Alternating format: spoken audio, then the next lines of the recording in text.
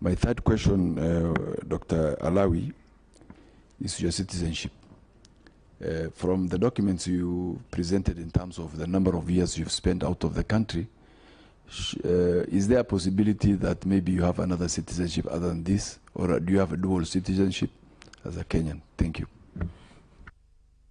The last one for that segment, Honorable Robi. Thank you, Chairman. The chair nominee, at this moment, you hold the position of Chairman, Board of Directors at ADC. My question is simple. Since you are managing a big land in this country, what size do you own in Kenya of land? And can you approximate the value of the land you own, since you didn't even declare here? Thank you.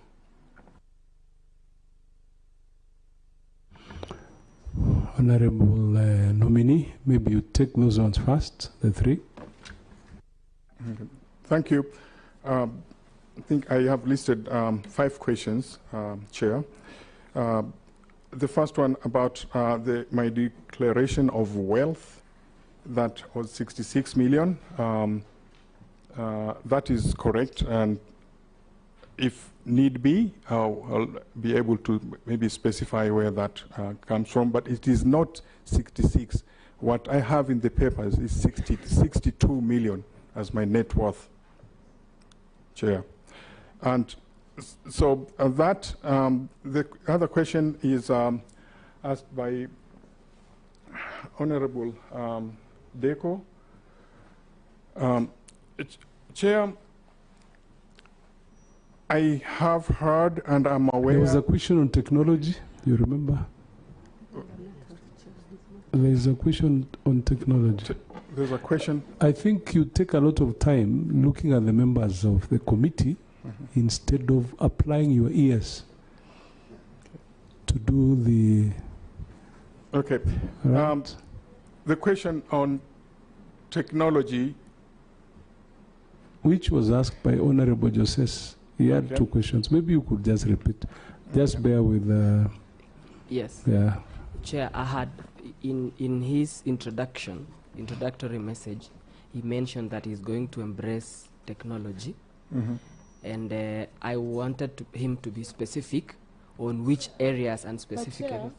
Point of order. Yes. I'm just concerned that I remember the question very well as I sit here. And I'm not the one who was being asked this question.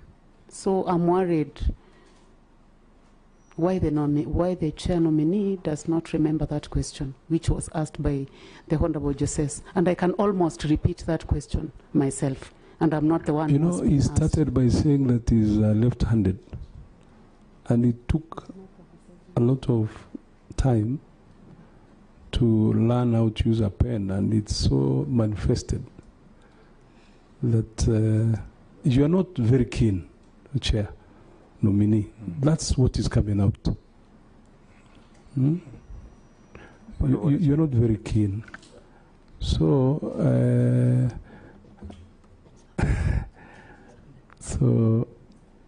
I think you should be keen. That's what you're saying. Chair.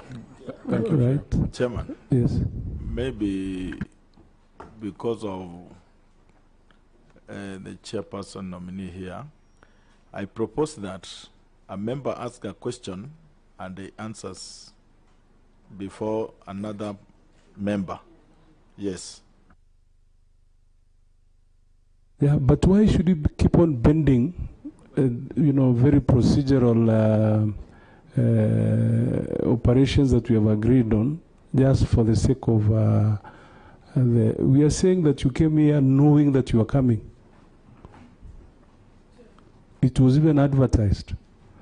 And Honorable Ochanda noted that you prepared notes. Actually, that's what you are reading. Chair. Nominee. Yeah. So. Chair, maybe we give him a few minutes to stretch here. He stretch Okay. a bit. Yeah. Chair, like 10 He's so minutes. tense, eh? Yes. Chair, Then it means that he's not qualified, he's not competent. He's That is it, qualified, but Yeah. Chair, Chair, he, Yes, Honorable Irene. I think the chair nominee had indicated that he's a bit tense, and we can all see that he's tensed. One, he's also not keen. Maybe through what the members are appealing, we just give him like 3 minutes for him to have a breather, stretch, also organize himself, and then we can resume. Chair, you know, NLC is a very, very important institution in this country. So it worries me if the chairman being interviewed or vetted by very few members here, and you know how emotive land issues are in this country. Will he manage the storm? Honorable Daktari Sagaf, I think I'll take the proposal that you step out. Okay, we give you a few minutes. All right. Did you fly from Wasini this morning? no, I just slept in Nairobi. And I am very sure, I want to thank the members, Chair, the members who are kind enough to suggest that. But I can reassure you, I'm not needing that break unless you really insist. However, I am not used. This is a new environment for me. I am been also teaching even at university, hearing many questions, but this is the first time, and I'm having the weight of NLC, you know, at the back here, and this is the committee, the NLC's questions rather, not the organizations. I'm not there yet, and that's why I'm not really that myself, but I'm usually very composed. I'm usually a listening person, and I appreciate the break suggestions, but if you don't mind, I want to continue with the questioning, and I have about 4 questions I wanted to respond to from the honorable members. I think, Chair, we've gone by your ruling. We cannot proceed like No, that. we'll give you 5 minutes, okay? Just a session, a health break, so that you go relax, then we'll call you in. Okay?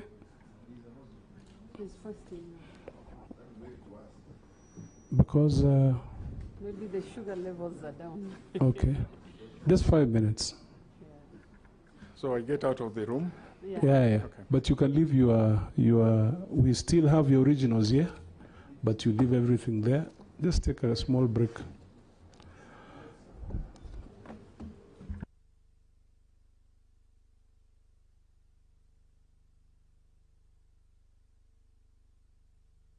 So kuna chai hapo nje.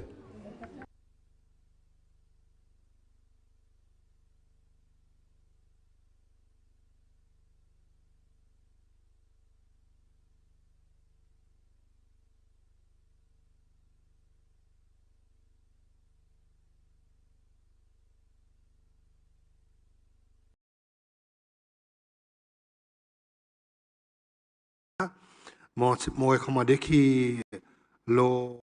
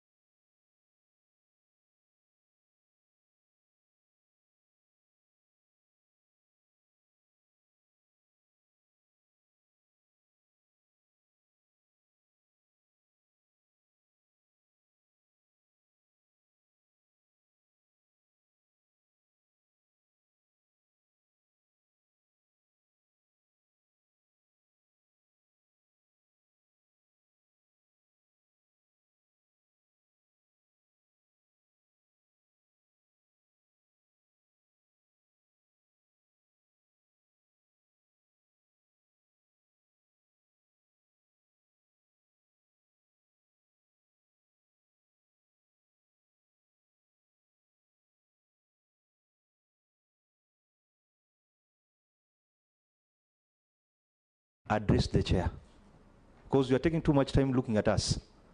Okay. Just answer the questions as you look at the chair.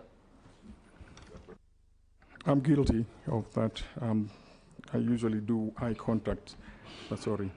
The value of the land I own is a few millions, and I needed to have that data to give you an exact figure. But I do own land in Kwale, that's my home county, and it's not in billions or anything. I mean, the question was how much land did you own? How, in size?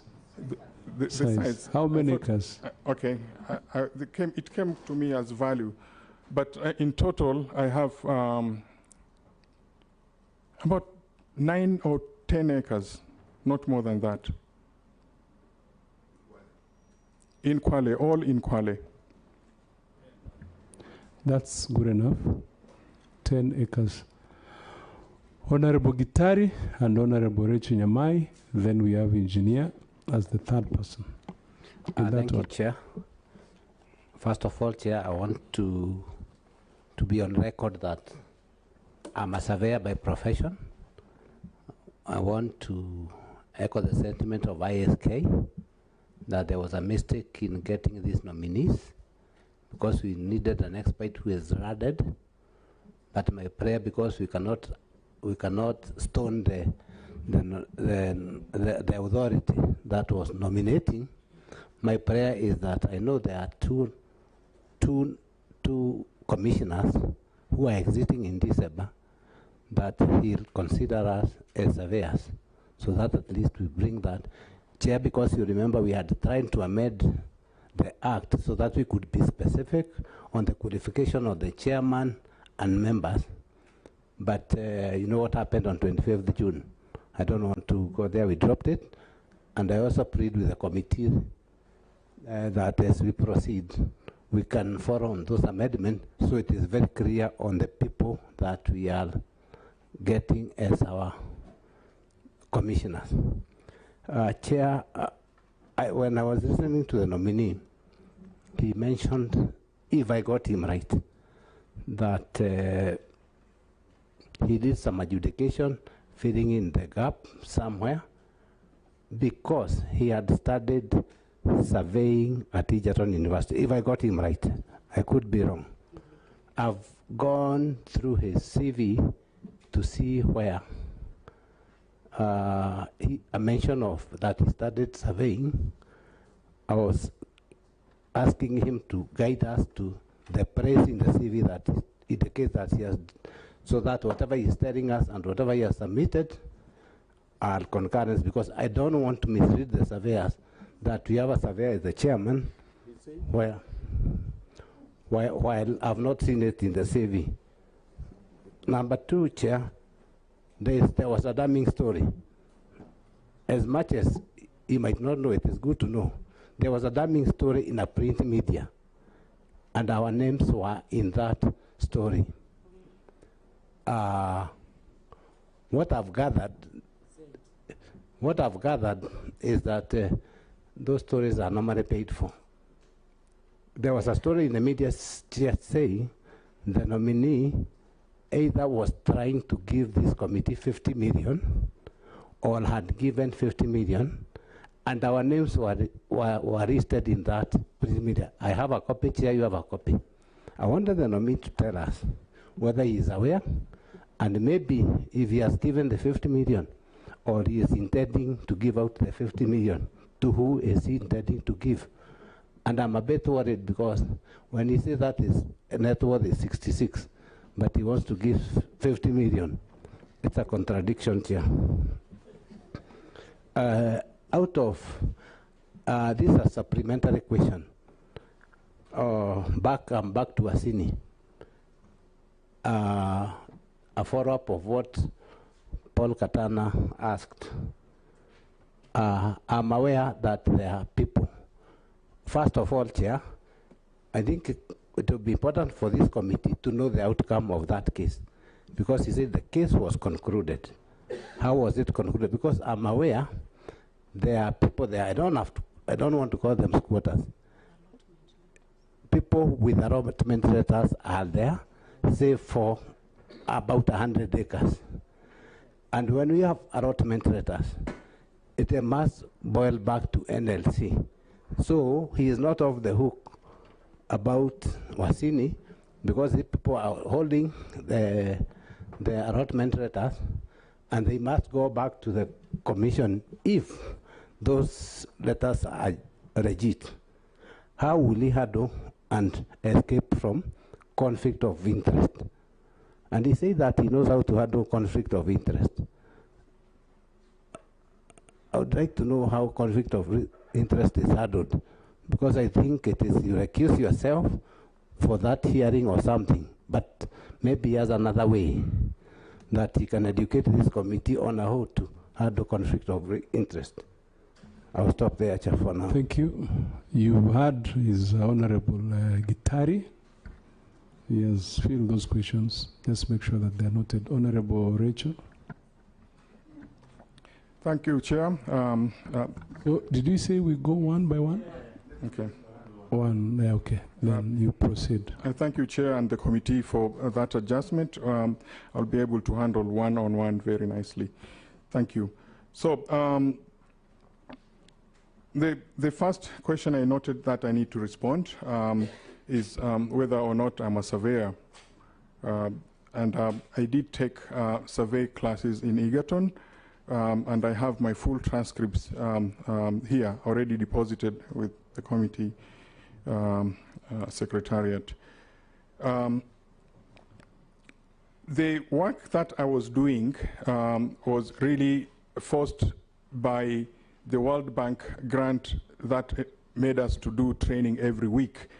And there was a certain way of demarcating the plots and lands that we were providing extension services in a way that it's easy for the training. And that sometimes made it that one farmer has to mix his land with the other and then returning it back to where it was after several cropping cycles. So that is the most rudimentary way I was helping the farmers, was to demarcate and first to come together and then go backwards, going to the original sizes of the lands. But that, I presented it as something that initiated the interest of land and sort of land management and administration at that age. My age at that time was 21 years or 22. So it was an initiation into land. Yeah, sorry to interrupt. My question was straight. Did not require a lot of. I asked him, did you study surveying at Egerton University? Can you go and point to me in your CV you indicated the same? It was that straight. Okay. Thank you, Chair. About Wasini, I did state that the outcome of that case was concluded, and I meant the legal part of the case has come to a conclusion. Through all the court orders have been fulfilled, we surveyed, and we got our title deed. Will it come back to NLC? Maybe not, but if it comes, I have a way to deal with that, which is just a conflict of interest and the steps that you take when you are faced with that situation. So just to be short, is in the event that Wasini case returns to National Land Commission, and the chairperson of the commission, then I will recuse myself. I will let everybody do what needs to be done without intimidation, without, I'll just follow the guidelines of doing that process. And NLC has that a conflict of interest code of conduct. Then the 50 million. Right. The story about the media, about 50 million, I think is fabrication. I have never interacted with members of this committee or any member of parliament for that matter, unless it's in the mosque where we meet to pray. I think that is what we call gutter press or fitina press, and it has no.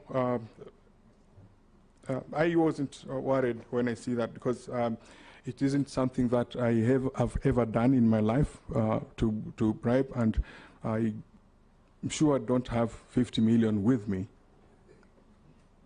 Okay. I think that will suffice, Honorable Rachel. Okay. Thank you, Chairman. Remember to switch off your mic. There was one question about how to handle conflict of interest, but I've already addressed in the.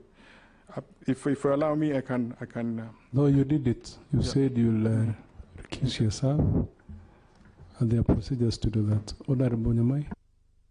Thank you, Chairman. Mine is concerning allocation of public land, and you have been the chairman for ADC.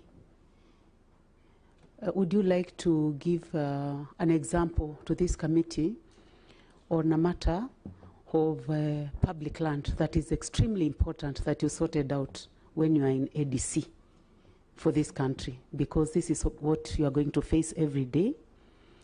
And B of that, are you ever a beneficiary of any public land? Chair, my second question concerns the place where the chair is going, which is the National Land Commission. And because of interactions with this committee every other day, we have noted that there is an increase in pending bill. I will not ask him whether he interacted with the documents to see the kind of pending bill that is there. I think that is the fairest way. But on our documents, we see about 2.7 and majorly court settlements. How will you deal with this when you get there? And lastly, the chair has assured us that Wasini will not come back, and if it comes back, he'll recuse himself. Makes a lot of sense. And for sure it may come as an historical land injustice issue, because it's a place which is fully occupied. I say this because Parliament has interacted with it, and it's likely to come. And you have read who you are, exactly who you are, and you have told the committee that you have a title deed now, so essentially you are the owner of the whole island, despite the number of people who live in that island, and you know that there are very many, including a school that you mentioned. If the nominee doesn't have to repeat the response that he has given this committee, for fairness and in the interest of time, but this is a matter that he needs to have in mind, that he has people, children, so many people living in a place where he says he already has a title deed, and it's a matter that he must deal with as an individual. So, Chair, those are the only questions that I'd like to ask. Yeah, maybe before he responds, did you say that you own the title for Wasin Island? No, it's family. I belong to the family, Chair. I belong to the family that owns the 309 acres of land in Wasini. I do not think I have I have ownership of that, other than my maybe my share of that out of the 400 people that are owners of that land. The occupation, the impression that sometimes we get from the media, and even now the understanding of many people, including members of this honorable committee, is the land is fully occupied. But the land, I will estimate, the occupation of the 309 acres in Wasini is only 5% occupied, with just some temporary bandas for the Watalii to go for lunch from the Marine Park. rest that one. And the question on important land that I sorted out in the either dispensing it to a partner or dispensing it to an investor. This will be in an example that I was asked to give would be in Galana Kulalu, on the part of Galana Ranch. And this was land that I facilitated from midway, because they had started when I started my term at ADC, from beginning to end, from that midway to the end. And it's 52,000 acres that went on lease by the Mombasa Cement, who are on that land right now as you speak. So I'm sort of sensitive to the ideas or more additional expansion of my responses because of time. So if you want some more information, that work is going on, and it has we process it from beginning up to the lease time, lease signing, and also initiated and opened up the way for having usually barren lands being cultivated with production and employing 600 people, and also giving water to the communities and feed to the animals. They are building schools, they are building health centers. So that is something I'm proud of. Order, Chair. Yes. I didn't want to interject the chair nominee, but my first question, my second question, I say that the first chairman of NLC came from Coast. And coastal people had a lot of high hopes that they'll get back their land. And I indicated that he dwelt more with tycoons. Now, when I hear the nominee say that he facilitated Mombasa Cement, this committee was mentioned as those people who are dealing with the former chairman, and he gave them land which belonged to the public, especially in Ivipingo, and that issue has not been settled. So I'm a little bit worried about the issue of tycoons now, when he has mentioned about Mombasa Cement. Thank you. Just to add up to that information, you said you leased 52,000 acres of land to Mombasa Cement, and you're happy that you did that, yeah? Yeah, that's what we are trying to follow up. Actually, he's answering a question which you didn't even ask. Chair, my question was, where you, as the chairman of ADC, where you helped the country to secure, and the community to secure land that either the community or government had lost and brought it back. The answer that I've gotten is the lease of 52,000 acres to Mombasa Cement. So I think it is maybe something positive. I do not know, because I've not interacted with the case. But what I was asking is a possibility of something that you did as a chair, ADC, to help the country or a community that had lost land to get it back. Chair, with your permission. Yeah, that is also something, I have an example to share on that. Recently, we recovered, I believe, 200 acres from our ranch in Nakuru that we had lost. So that is back into the, I may not have the acreage number exactly, but that's about roughly that size of the land. We recovered it, and it is back, and it happened during my tenure. I hope, Chair, I hope I've responded well to that one. Yeah, I think that's what she really wanted, whether you have been able to recover, like in Kitale. Yes. Where there's a lot of encroachment, yes. Nothing. Yeah. But the worst bit is that you have shared information to the effect that instead of you recovering land and giving it to you are instead giving it to the way the Honorable Katana is putting it. The 52,000. Yeah, Chair, allow me to answer, Honorable. No, we have just noted. Okay. Just leave it. Honorable Engineer Zambia.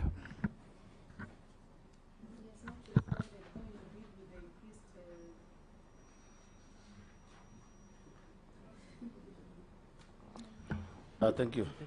I think there's a Chair, this question. concerns my second question. I only asked two questions. And the second one was about more and more pending bills and how he's going to deal with it in NLC. And I was fair enough not to ask him how much it is because he has not reached NLC, hasn't interacted with the documents. How will you deal with this pending bill? Because most of it seems to be court settlements. Chair, thanks for the question. Pending bills, first apology for skipping that, otherwise I have it here. Pending bills, I have not had a chance, or legally I cannot be in the books of National Lands Commission because I'm still a nominee.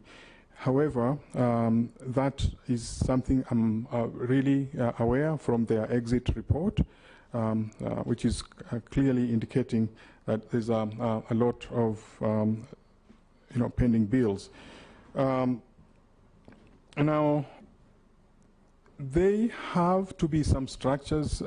Before the bills came, there was an open slate where maybe that court case wouldn't have ended up in court if there was some sort of expectation, management of expectations of the people who are affected by the projects. People who have issues with ADC for late compensations, people who have issues of all kinds that actually brings us to court to sort of defend that. And that is very, very expensive, I agree. And the solutions is always in the problems. For me, in this case, I believe they ought to have been some management of, let's start with the budgeting. If you budget for, in 1 year or depending on the term of your budget, you have to budget what you are going to be facing, whether it's cases. You can even look at what are some of the intentions of the people who are going to court and mitigate from that angle. What I am going to be tackling is to tackle that problem before it becomes a problem and reduce. Okay, honorable members, I think we have 6 more nominees. Some of these things we just note that is giving us a lot of information which we can then make decisions on once we are done, so that we don't bombard the chair nominee with questions when we already know that he has just stated a very simple statement that you've not, you are yet to go to NLC. What you saw was just something from the exit report, and we just leave it at that. I'm just trying to advise you, Chair, that just be very brief, give very straightforward answers, and then after that we'll just, instead of giving us a lecture and telling us so much about the theories of handling bills, pending bills. Honorable Zambia. Thank you, Chair. My question will be very simple, so also anticipate to get a very simple answer on it. There is this issue of compulsory acquisition of land, and it has done before or previously, Chair. This issue has been characterized with a lot of corruption and the mismanagement of public funds. There has been this issue of if it's land to be compensated, the valuation in most of the cases has been exaggerated. Either if the piece of land probably by acre is 1 million, you find that the valuation goes even to more than 5 times. Now, assuming that we approve you as the chair of NLC, what measures will you take to make sure that there is no loss of money because of exaggeration in the matter of compulsory acquisition of this land? So can you give us what probably you might do to tame this kind of practice, which is currently ongoing? And now, just one question each for those who have not asked, so that we can save on time. Respond to that. Okay. The cost of most of the projects that we've been handling as a country have actually been exaggerated by what Honorable Zambia has actually claimed. When people know there is a project coming up in this area, they go and buy land, and then the valuation is actually done in a way that, of course, is meant to fleece the country of its revenues. So perhaps the chairman to-be, if he's going to succeed, may even want to tell us what he's going to do to make sure we do not have the country losing out or incurring more debts because a few individuals want to enrich themselves in matters of, course, compensation. Thank you, Mr. Chairman. Thank you. You can take those two. Actually, they are related. Yep. Exaggeration of valuation, and also that speculative nature, where people know, like now we know SGR is going to Kisumu. People rush and go and buy land, and then, they collude with the valuers in NLC. You had the question. Just respond to those. 1 minute. Thank you, Chair. Then I have a simple question, a simple response to that. We have excellent evaluators in NLC, and in addition to the staff or people, we also have an index. It's called Land Value Index, which really specifies the value of all the lands in Kenya. It may not be used right now because it has not reached some counties, and my first action would be to make sure that is enhanced and pushed to all the counties in Kenya. Thank you, Chair. But you see, the idea is that those valuers are the wrong ones, and that's why we have this corruption. So when you say that you have competence and you have not been to NLC, how did you get this information? This information... Chair, before he answers, one of the problems which we have been having, and I'll specify this one, we have incidents where the SGR land from Mombasa to Nairobi, the local people, their land was undervalued, and they were given very, very little amount of money. Yeah? The same land adjacent to where these locals are, these lands were owned by very influential people, and their valuation was bigger than the local ones. And when it comes to the pending bills or the payment, the compensation, these people who are still owed as little as 100,000 have not been paid for the last 6 years. But the big shots, the big boys in courts, they were paid billions of shillings through these valuers in NSC, who seems to have been compromised. So when you say that they are competent enough, and you have not been there, it gives us some questions. Chair, may I? I'll not allow you to answer that. Honorable Gideon. Thank you, Chair. Chair, one very quickly is the concern that was raised by Honorable Gitari in terms of the institution of surveyors of Kenya. They did a memorandum to Parliament, but they didn't petition. I think one needs to note the difference. But what Honorable Gitari has alluded, as a committee, we may need to pick it somewhere, that for purposes of the two nominees, the two surviving members whose term expires in December, for purpose of answering or curing the problem that the institution of surveyors are bringing, if that can be considered and we do it formally, so that maybe it's recognized as the outcome of the committee. But to Chair, maybe a comment that the chair nominee may just a comment, but otherwise he can take them home as a package of what he may need to look at when he survives. Yeah, just in case he survives. One is that ADC has been managing public land. Is that constitutional? Or you've been presiding over an unconstitutional body as the chair? Number two, does ADC have an inventory of their land? And how does ADC dispose of land, public land? And when all those disposals are done, how does ADC relate to NLC, which is supposed to be the custodian of public land? And finally, is an issue like in your family, the case that has gone on for 46 years. This is short of like 15 or 16 years of your lifetime. A case is not sorted out. A land matter is not sorted out, whether in court or whatever.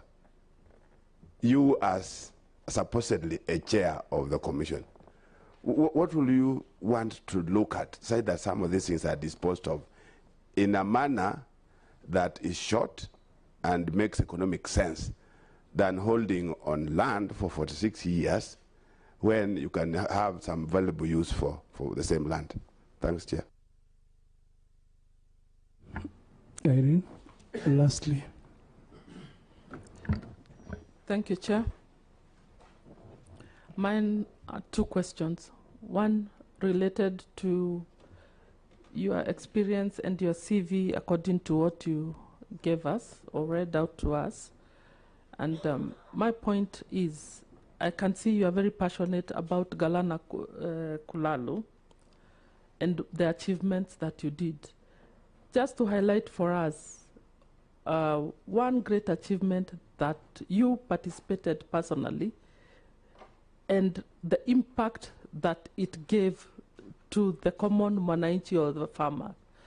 Noting that, of course, as the chair of ADC, you are there to assist normal farmers.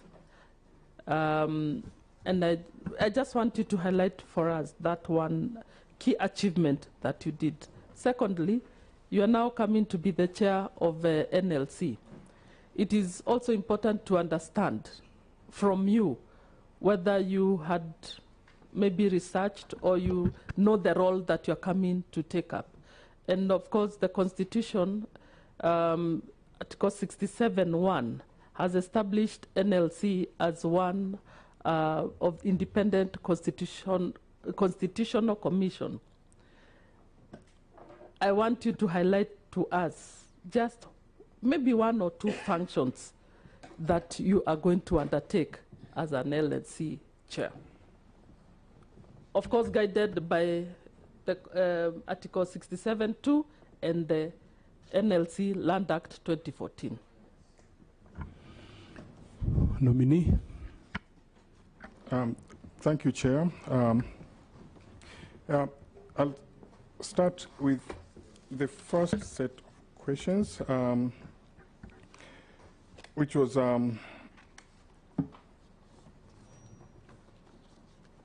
that in the, I think that the others were comments which are recorded, but about the inventory of land, ADC. ADC does have an inventory of all its land, actually managed by the limited company under ADC called Lands Limited. So ADC also manages public land, and when the time comes to dispose or allocate, we follow the rules that are associated with that function. And then we jumped into Wasini Island, and that some have in this committee feel that Wasini Island is not sorted. And the land stayed for 46 years without use, which is true.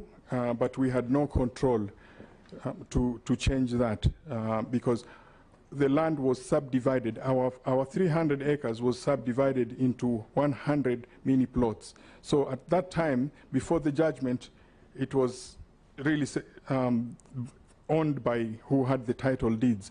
When we got back, which is about 4 months or so, we have not taken action other than making sure we have all of it, because 5%, and I just emphasize 5% is the land that has the tourist bandas for people coming from the marine park. So the questions that followed was the two questions that I am truly passionate about the Mombasa cement achievements, and exactly what am I proud for what is one achievement that came as a result of that partnership with the company that I'm proud of. The work that has started and the water that has been made available to their farms, Mombasa Cement, and the rest is something to be proud. But specifically, to pick one example, the price of onions in Mombasa has gone down close to 10%. And this is because one of the trial crops that are being planted in Galana is onions.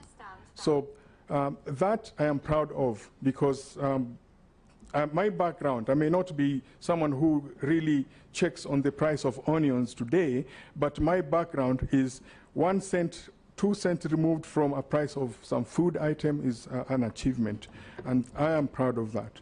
The last question was about the National Lands Commission mandate, and to just explain two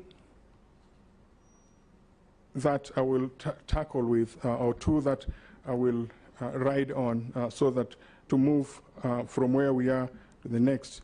And for me, I repeat, even in this sitting, I was asked about historical land injustices, and that is something that has really taught me the problems related to that issue.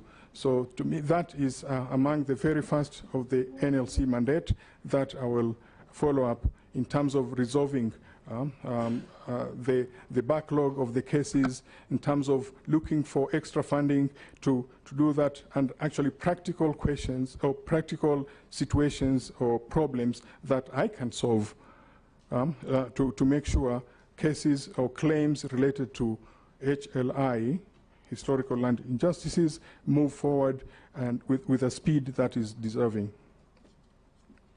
I think I've finished this.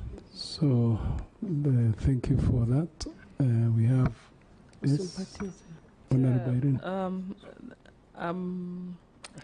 I think I didn't get satisfied with the impact. Yeah.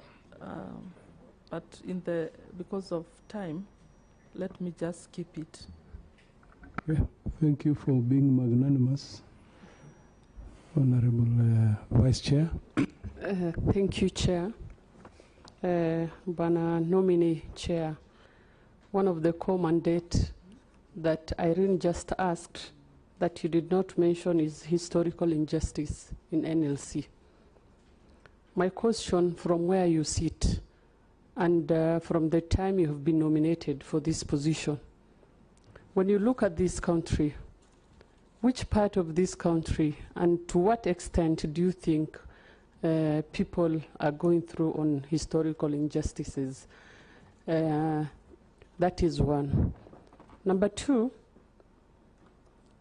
what do you think you'll do different from your predecessors? We have had two chairmen before you.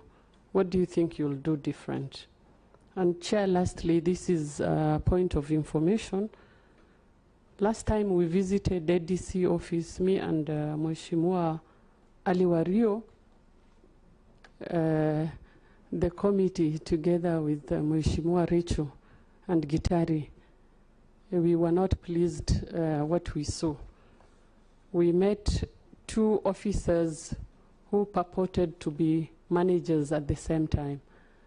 The office looked discarded under your leadership. Although you are not there, they may not have been reporting to you, but I'm sure the manager of that site, someone who was holding a paper, and another one is purporting to be the manager. Maybe Wario remembers that very well. We could not understand. Even we did not understand. We could not even know how to do a meeting with them. So maybe if he understands what happened, if he can explain to us on that site. Yes. Chair, thank you for allowing me to joyride on the Vice Chair's question, because I attended the meeting at Galana Kulalu, and the Chair, ADC, the committee felt that they were frustrated by yourself being the Chair for ADC, and we are going to have many interactions with you in this committee. Are you going to assure Parliament that you are going to be a different kind of a chair? Because the committee visited, funds paid by Parliament, flights, accommodation in costs, travel from hotel to Kalana Gulalu, only to not to be received. And the Vice Chair is the one who was leading this committee. So I think this is a serious matter, Chair, bearing in mind that you have given a lot of, you have been very kind to him. I think this is a commitment that Parliament should get. And also he said that he sorted out that problem. It is important for Parliament to know how he sorted it out.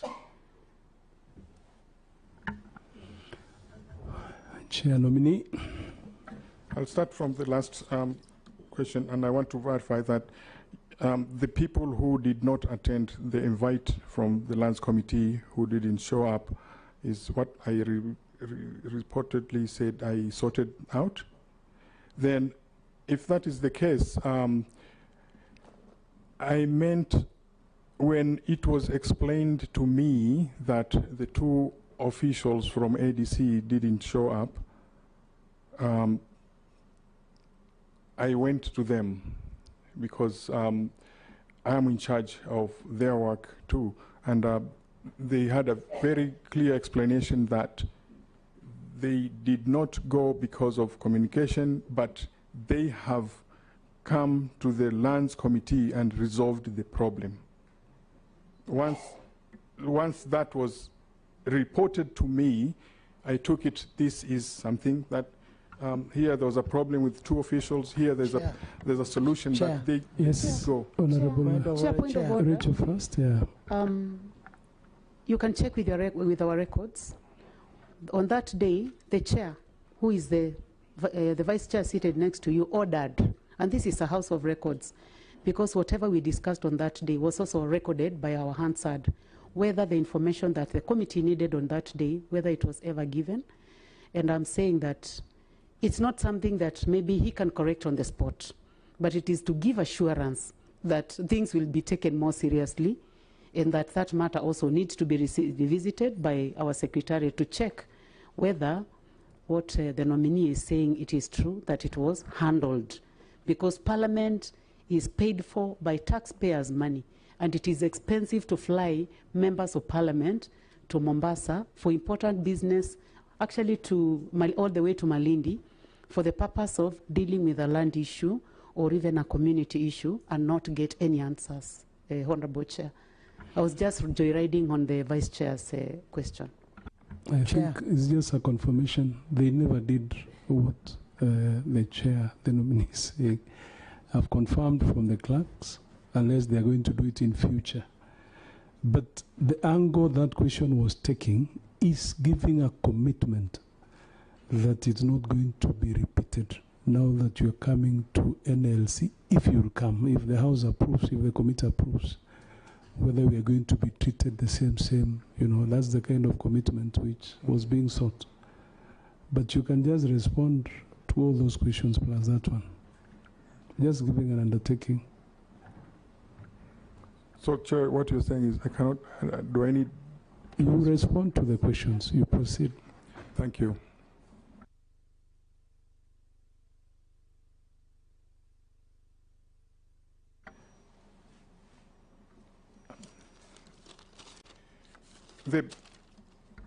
To respond to what has just been mentioned about the trip to Mombasa and the expenses and all the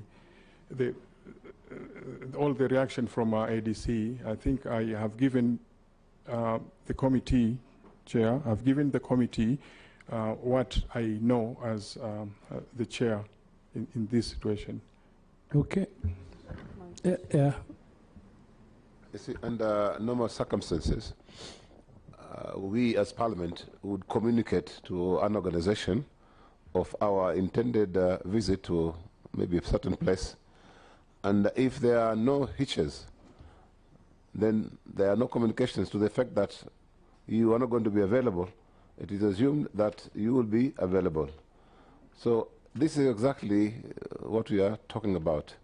You are not available, and neither was there any communication to the effect that you won't be there. Unfortunately, your people were not there. That is exactly what my colleagues are trying to put it to. That is why they're asking you to commit yourself.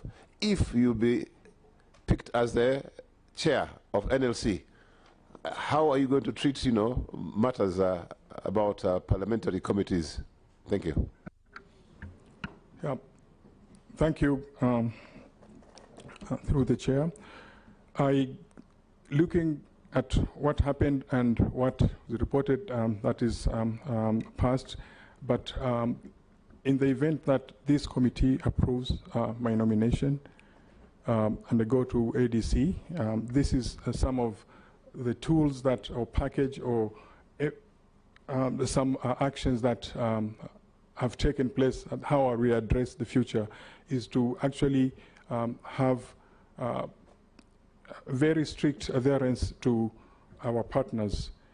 National Land Commission needs this committee.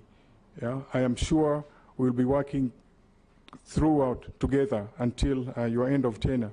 And any summon from you, whether it's just the chairman or the whole commission, is going to be taken very, very seriously. And that is my commitment, that not only Lands Committee, but all our key stakeholders, whether it's Treasury, whether it's Parliament, we are going to take that very seriously, and action to be taken for those who will miss without reason. Thank you. Thank you. I think we've come, I'll do the last questions, which are just routine. Okay. Number one is, have you ever been charged in a court of law or convicted? You answer yes or no. No, sir. Have you ever been adversely mentioned in any parliamentary report? I have. When was that? Maybe you could give details. Right. The details would be my vetting meeting that I had with the Gender Commission, Gender and Equality Commission, and that I think was recorded, and the fact that what report I got from the media was I was the most qualified candidate, however, I was not a citizen of Kenya. And that is still in the records. I even saw it in the newspapers recently, and some other things, but that is the one I'm referring to, sir. So what is your net worth? My net worth is 62 million. That's a reconfirmation, because you gave it, it's only 66. 62. 62. 62. 62. So, okay. Chair, point of, you said 62 million, including the 10 acres of land? The 9, sorry. Yes. The 9 alone can be more than 62, Mr. Nominee. My net worth, I may have been wrong in calculating it, by my net worth included not only the farms that I have, but homes, cars, apartments. So that totals up to that amount I gave. Then lastly, what is your current unexpected source of income? Yeah, right now I'm on salary at Agricultural Development Corporation, salary and allowances. And I'm also a poultry farmer.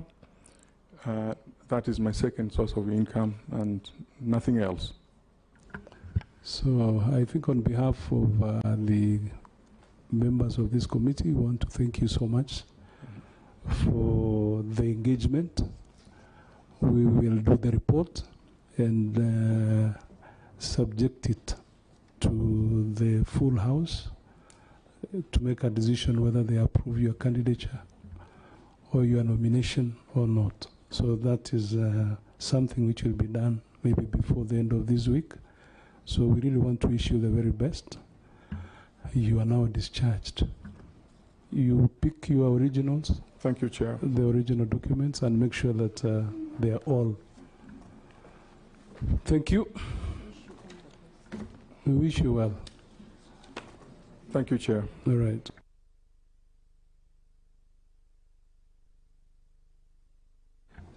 So, honorable members, you have not done very well in terms of time management. CRCC is the chairman. So I think we'll have to replan before we allow the other candidate to come in, so that at least we can agree on how we are going to catch up. So do we, because now I'm proposing that we field only 2 questions or 1. We took more time because it's going to be the chair, and we know the chairman, National Land Commission, is kind of an executive chair. So that's why we took a lot of time. And I think for the ones who are coming in, just 1 question, 2 questions, so that we are, at least we can catch up with time. Are we okay? Are we okay with that? Okay, then the next one. Chair, I want to propose something. Maybe for this particular one, when we go for lunch, maybe we agree on the second session that we divide ourselves into maybe 2 or 3 sections, that this coming nominee will be asked by this group, then the other group ask another one, so that we all not ask the same or ask the question all of us. I don't know whether you understand. If it's going to go into. But it will be unfair to each other. We can just pick 1 or 2, and if you feel that you don't need to ask, yeah, okay. So we can do 3 now, before we break for lunch. We can try 3. So the next one, Susan. Is this the...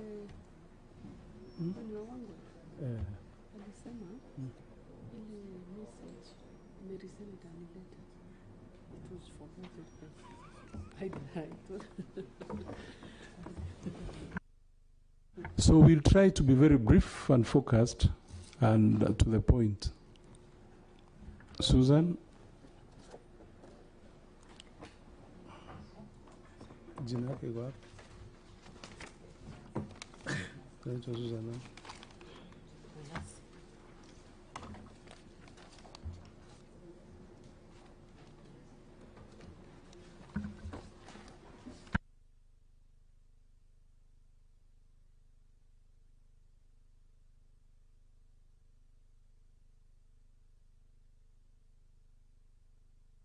Welcome, Madam Susan. Please have a seat.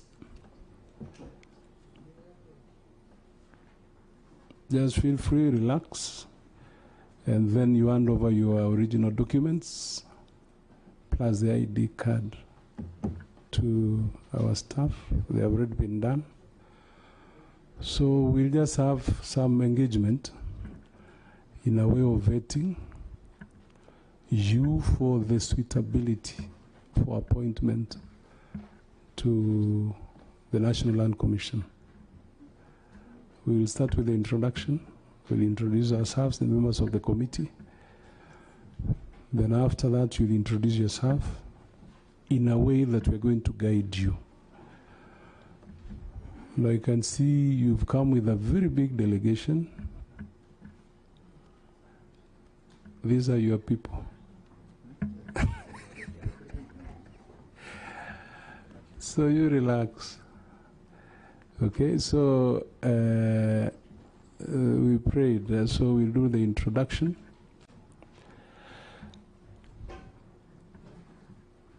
My name is Joash Nyamoko. I chair the Lands Committee in the National Assembly. I'm also a member of Parliament for North Mogrango constituency, which is in Nyamira County.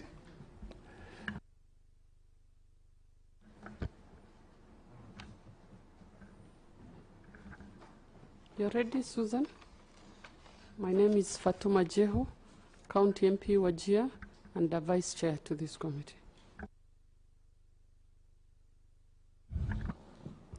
Honorable Paul Katana, MP Kaloleni, member of the committee. Ali Wario, member for Garsen, member of this committee. Joseph Lelmengit, the MP for Mgwen in Nandi, and a member of this committee. Deko Baro, MP for Garissa Town, and a member of the committee. I'm Matthias Roby, MP Kuria West, member of Lands Committee. Thank you, Chair. Gitare Gashoki, MP for Kirinyaga Central, a member of this committee. Thank you, Chairman. Dr. Rachel Nyamai, member for Kitui South and member of this committee. Thank you, Chairman. Engineer Zambia, member of Parliament, Kilome constituency, and a member of this committee. I thank you, Chairman. My name is Omar Mwinyi, MP for Changamwe, Mombasa County, and a member of this committee. Dr. Chanda Gideon, I represent Bondo and I'm a member of this committee. Irene Joki, MP Bahati, member of this committee. Madam Susan, we have the technical staff who give support to the committee. I'll allow the lead clerk to introduce himself on behalf of the rest. Ondari Joshua, committee clerk. So, Susan, I again want to welcome you. Feel free and ask the Sergeant at Arms or the legal counsel to administer the oath.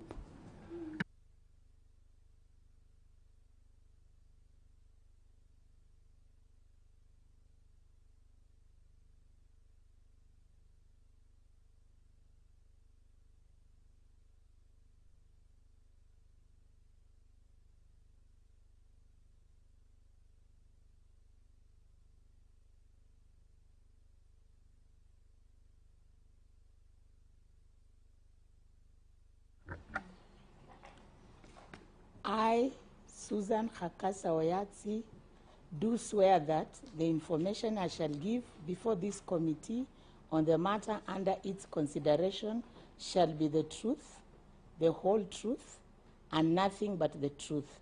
So help me God. So thank you so much, Susan. And now that you've introduced yourself, you sign the oath. Have you signed it?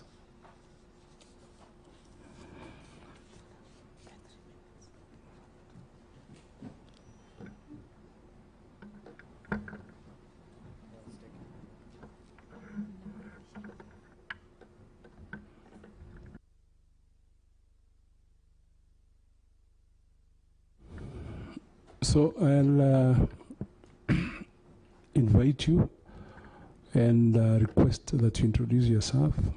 Tell us who you are, where you come from, what you've been doing, the experiences you have, the qualifications that we have. I'll give you about 7 minutes to do that. Okay, just, you proceed.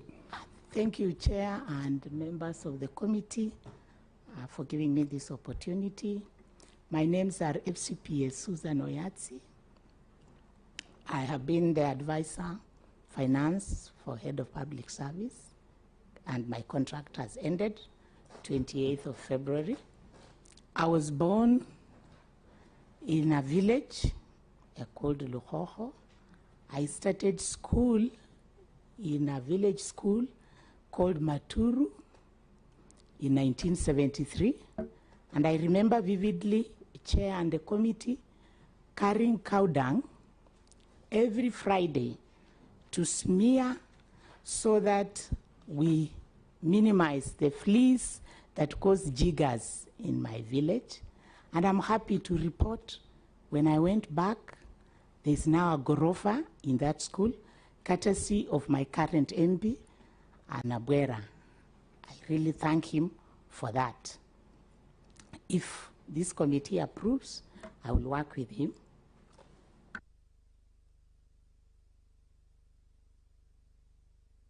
Move closer to the mic so that you are clearer.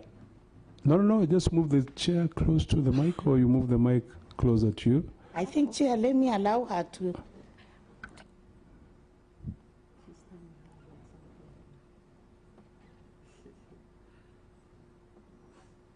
Okay, you may proceed now.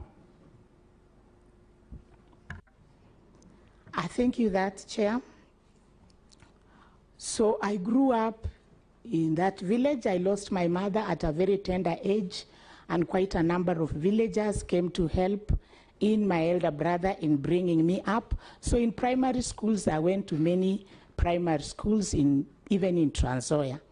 I did very well and joined Mukumu Girls, the Alliance of Western. And after that, I joined Kenyatta University, and then I did my master's in the University of Nairobi. And I've done a lot of professional courses. As I introduced myself, I'm a fellow of the Institute of Certified Public Accountants of Kenya. That is shortly, Chair, about my educational background. I come to my professional background. I began as a teacher after going through Kenyatta University, but I was studying the accountancy exams. And when I finished, I joined Heritage Insurance, starting from a low level and grew up. By the time I left, I joined the Energy Regulatory Commission, where I also started at a lower level and left as a chief accountant, and went to the judiciary as assistant accountant in charge of Nairobi region in 2013, and finally was employed by the Executive Office of the President as an advisor to head of public service. There are quite a number of achievements, Chair, that I have done in my professional line. I'll just start, because you gave me 7 minutes, I will go to the key ones. The key ones where I was a member of council of the Institute of Certified Public Accountants of Kenya for 2 terms. So I did 2 terms. I know that word. Then I was a member of Council for Women Accountants of Kenya, where I was very passionate about the education of the girl child who wants to study accounts. I started that program. In the institute, for the 2 years that I was there, I proposed, and by the time I was leaving, we had a policy on whistleblowing. I realized, Chair and members, that accountants are the ones who hold the economy of this country. The money that is in the budget policy statement now will be spent by the accountants who are regulated by ISPAC. So there are challenges in executing this budget because it is a professional hazard. So I had a policy called whistleblowing, where we got support from the United Nations and Amnesty International, and they coined it as Wapinduru. So an accountant, wherever you are, if you are caught in a situation where you are not following the law and you're trying to advise, please piga nduru kwa ISPAC. That is one of my major achievements that I left, and quite a number of things that I did at ISPAC. At the judiciary, I was involved in the automation, which has members changed the whole of the legal profession, the way they carry out their work. Nowadays, an advocate can sit and have a case in Malindi, in Kwale, in Mandera, at the comfort of his desk. That automation has my signature, Chairman. In the judiciary, there was leakages here and there in the collection of revenue. You know, the accounting officer was a collector of revenue, and I sealed off, nearly minimizing that risk. And as we talk, from the time I left the judiciary, they have been getting a clean report on revenue collection. They get 2 sets of opinion from the Auditor General. The collector of revenue has always been clean from my time. When I was at Energy Regulatory Commission, I did a lot of prudent management of finances. And when I was a teacher, my students performed very well in business studies, and we had an A for the first time. Those are the few. But if you allow me, Chair, I have others that have really helped move the country in terms of prudent use, responsible use of finances. At the head of public service, the latest that I have been working on was zero fault audit. This is all about compliance to the law. This is all about realizing that the internal auditor is a strategic partner in any organization. This is all realizing that we have to implement audit recommendations that are given. I'm aware, members, you churn out a lot of recommendations to the 6 committees of Parliament. Are they being followed? That is what I've been doing under the executive, to make sure that the questions that come from Parliament, the recommendations that are given by Parliament, are implemented by the executive arm. Thank you. Thank you so much, Susan, for the elaborate introduction, your experience and qualifications, and what you've been able to achieve. I'll now allow members to field questions. We'll just take a few, and you must be armed with a paper and a pen so that you can note the questions that will come from the committee members. Honorable Engineer Zambia. Thank you, Chair, for the opportunity. Just for the sake of introduction, you've talked of you're an accountant. Are you CPAK? I'm a fellow, Chair, I'm a fellow of the Institute of Certified Public Accountant of Kenya. Being a fellow means you are already a member of that institute, and you are recognized for the outstanding performance, for the outstanding contributions to the institute. That is why I'm a fellow of the institute. Any other question? Engineer Zambia? I just need clarification. Not too much details. Are you CPAK, yes or no? Yes, yes, Honorable Member, I am. Honorable Wario. Thank you, Chair. I appreciate the Daktari for courage. In her last statement, she said she is ready to implement what the executive proposes. Is she going to implement the wrong decisions maybe by the executive if once directed? Also, Chair, there is a report of Parliament on the public lands, especially the ADC. The resolution by Parliament for the NLC to implement. Is she going to advocate for the implementation? Because Parliament, once it passes, it's a law.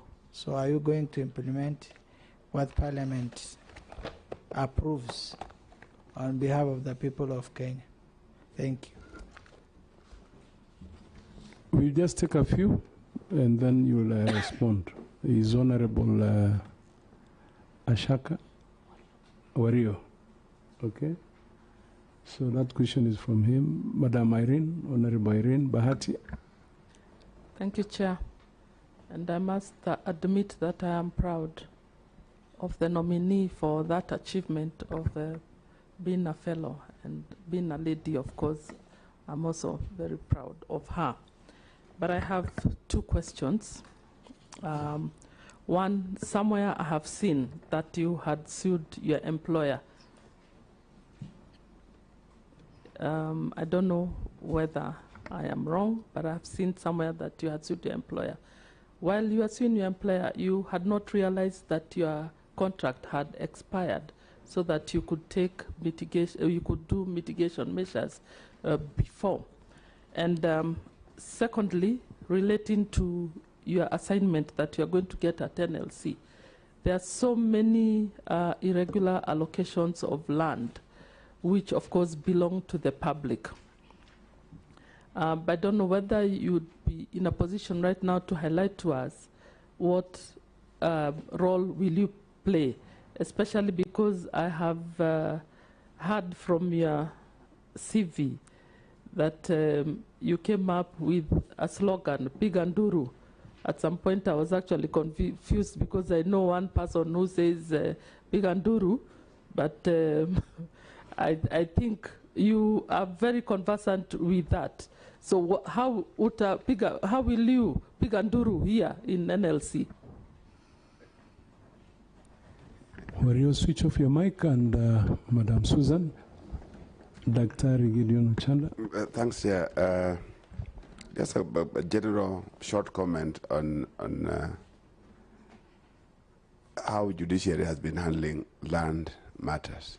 It's just a general experience on judiciary and issues of land. And then the second one is in judiciary, if you take, for example, this year, they are handling a budget of 26 or so billion shillings. NLC is handling a budget of under 4 billion shillings.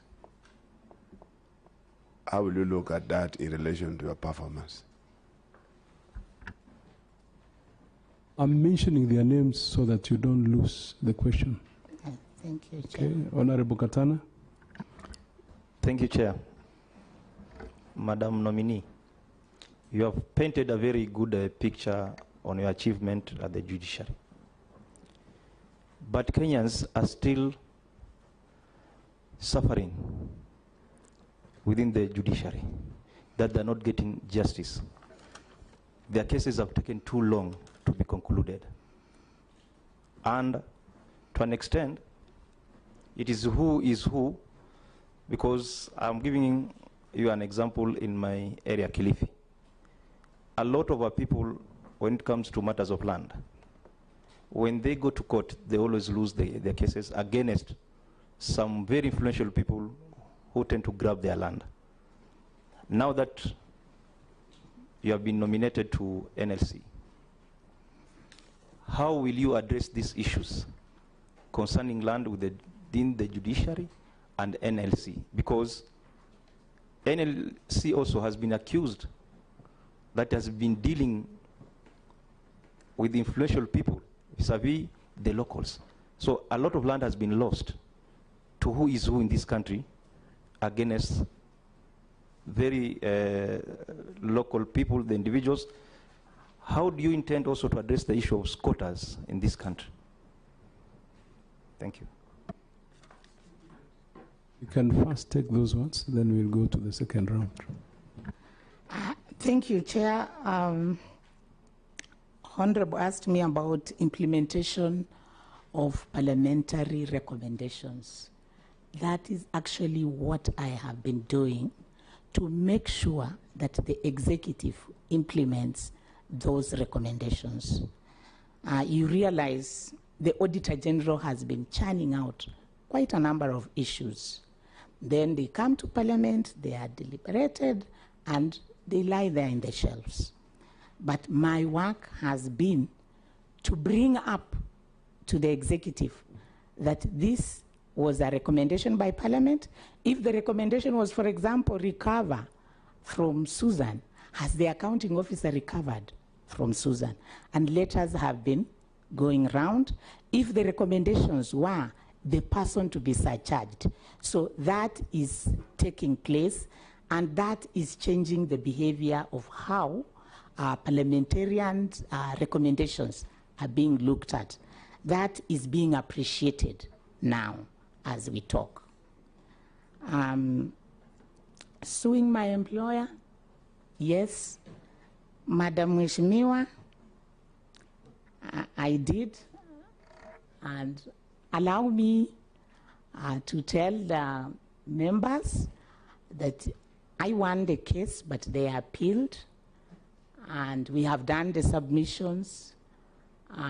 We've put up our case again, and we've been told by the Court of Appeal, that the judgment will be out 10th of July. So I don't know, Chair will guide me whether I should go ahead. It's still live in the Court of Appeal.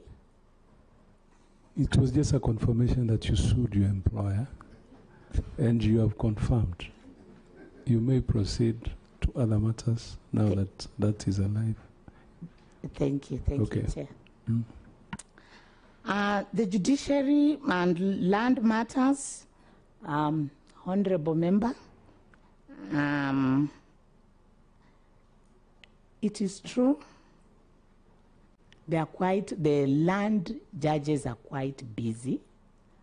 I used to facilitate them, so I could tell. I had a formula in which I was using to allocate funds in the judiciary, and one of the formula was the case backlog, and I would estimate.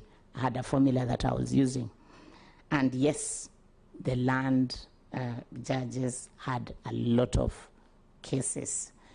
And just when the president nominated me, quite a number of judges who are the land judges congratulated me, but they would put there a statement. Susan, as you go to National Land Commission, please, there is a challenge in the legal department. So, Madam, I can see you are confirming what I was receiving. Honorable Member, you are confirming the messages that I was receiving from the judges of Land and Environment Court. So if I go there, one thing, Honorable Chair and members, there are 3 nominees who are advocates of the High Court. I'm sure we will work together to see how we will work on this department. But as an accountant, what will I start? I will scan the environment.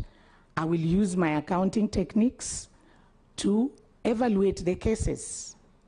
High-risk cases, medium-risk cases, and low-risk cases, so that I bring to the attention of these other 3 members to look at them and see. Now they are the experts in that field, but I will try to use my accounting technique to try to help. I will also try to see, is it that the department could be having challenges where cases are, you are being sued, you don't know. National Land Commission is in Nairobi with I think I was reading their strategic plan is when they are opening up their offices in the counties. So you are being sued from Lamu, you are being sued from Mandera, you are being sued from Nairobi, you are being sued from Machakos, and you don't know. So if you approve, members, one of the priorities that I'll give is to engage the judiciary leadership on land matters so that they can sit with this legal department and we see how can we expedite the cases. Why is National Land Commission losing? I told you, Chair, in my introduction. Yes. Madam Nominee, you have mentioned that NLC is in Nairobi and sometimes you are being sued in Machakos and you are not aware. Are you aware that you have representative in every county? There are NLC offices in every county. Are you aware of that? I read that, sir, Mheshimiwa, in the strategic plan, they have now localized in every county. They have offices in the 47 counties. But they may not have a system of tracking these cases. I told you in my introduction that my signature is on the e-filing and the automation system that is in the judiciary now. So I will engage so that even the judiciary, because they are ahead in automation, I don't know the level of automation of National Land Commission, so that even the judiciary can just have an alert to the National Land Commission. In Machakos County, you could be in Machakos and the case is at Makueni, you know, so that they are alerted and they are aware. It could just be a simple WhatsApp message. We see when we are traveling with Kenya Airways that, oh, your flight is being late. It's not so expensive with the advancements that we have in the technology. So we can have an alert from the judiciary that this case has come. That is one of the things, if you approved members, that I will engage the judiciary to work with, so that we have even just a read-only access to their system that would only be on the land matters. The billion, 26 billion, getting 26 billion, and National Land Commission getting 4 billion. Chair and members, I actually read the budget policy statement that was submitted to National Assembly on 18th, and I saw the resource requirements for the National Land Commission was about 7.7 billion. I saw the allocation was about 3.3 billion. In fact, looking at their financial statements, they are going to get less in the year compared to the current year. So if you approve, Chair and members, I will be back here with the CEO to ask for resource so that we are able to run the programs. I saw their programs, very robust programs, programs that will help them achieve their mandate. So if you approve, for sure, I will be back with the accounting officer to ask this same committee for more money so that the programs that they have lined up is achieved. Cases taking too long, honorable member, that is the mandate of the judiciary, and you are an oversight, Parliament is oversight. I think that should go to the judiciary. Why do they take so long? Is it that you have not given them enough money? Is it that the judicial officers are less? That I cannot help. But I will, if you approve my nomination, work very hard with the National Land Commission to make sure the cases that affect them are worked on fairly and in an expedited way. Addressing national locals, yes. I said I saw in one of their resource requirements, they would want to have those offices expanded. From their strategic plan and from the return, the exit report that I've gone through, the cohort, the commissioners that have just left, it is one staff. And they need to have that office expanded so that they can be able to deal with the locals. I'm sure in Kwale, where you come from, Mheshimiwa, we will have the staff if you give us the resources. Thank you. Thank you. Another set of questions. Honorable Omar Mwinyi, then Honorable Gitari, and Honorable Rachel Nyamai. Start with Omar. Thank you, Chair. My question is about the style of operation of NLC in the past. The first NLC committee was run in a style of one-man show, where the chairman used to do everything. The second one was actually being run by cliques of commissioners having different interests. How are you going to make sure that once you are appointed as a commissioner, NLC will be one entity with the only ambition and aim of making sure Kenyans benefit from you being there, because you have a mandate that Kenyans expect to fulfill so that at least life can be better. We have had cases of lawyers being paid 350 million, especially during the time when Parliament is about to go for elections. These are, of course, fraudulent payments. How are you going to ensure, as a commissioner, that this kind of decisions, this kind of games are going to be a thing of the past? Because when you're talking about budgets which are not within your reach, yet you are also not talking about you, but the commissions that have actually elapsed are paying where they're not supposed to be paying. And finally, there has been a tendency of past commissions depositing money in fixed deposit accounts and then eating on the interest. How are you going to make sure this is going to be a thing of the past, so that you are an official worth being trusted and of course playing the game the way it is actually expected? Thank you, Mr. Chairman. Yeah, the monies we are talking about is monies which come to NLC from other agencies, like the Kenya National Roads Authority.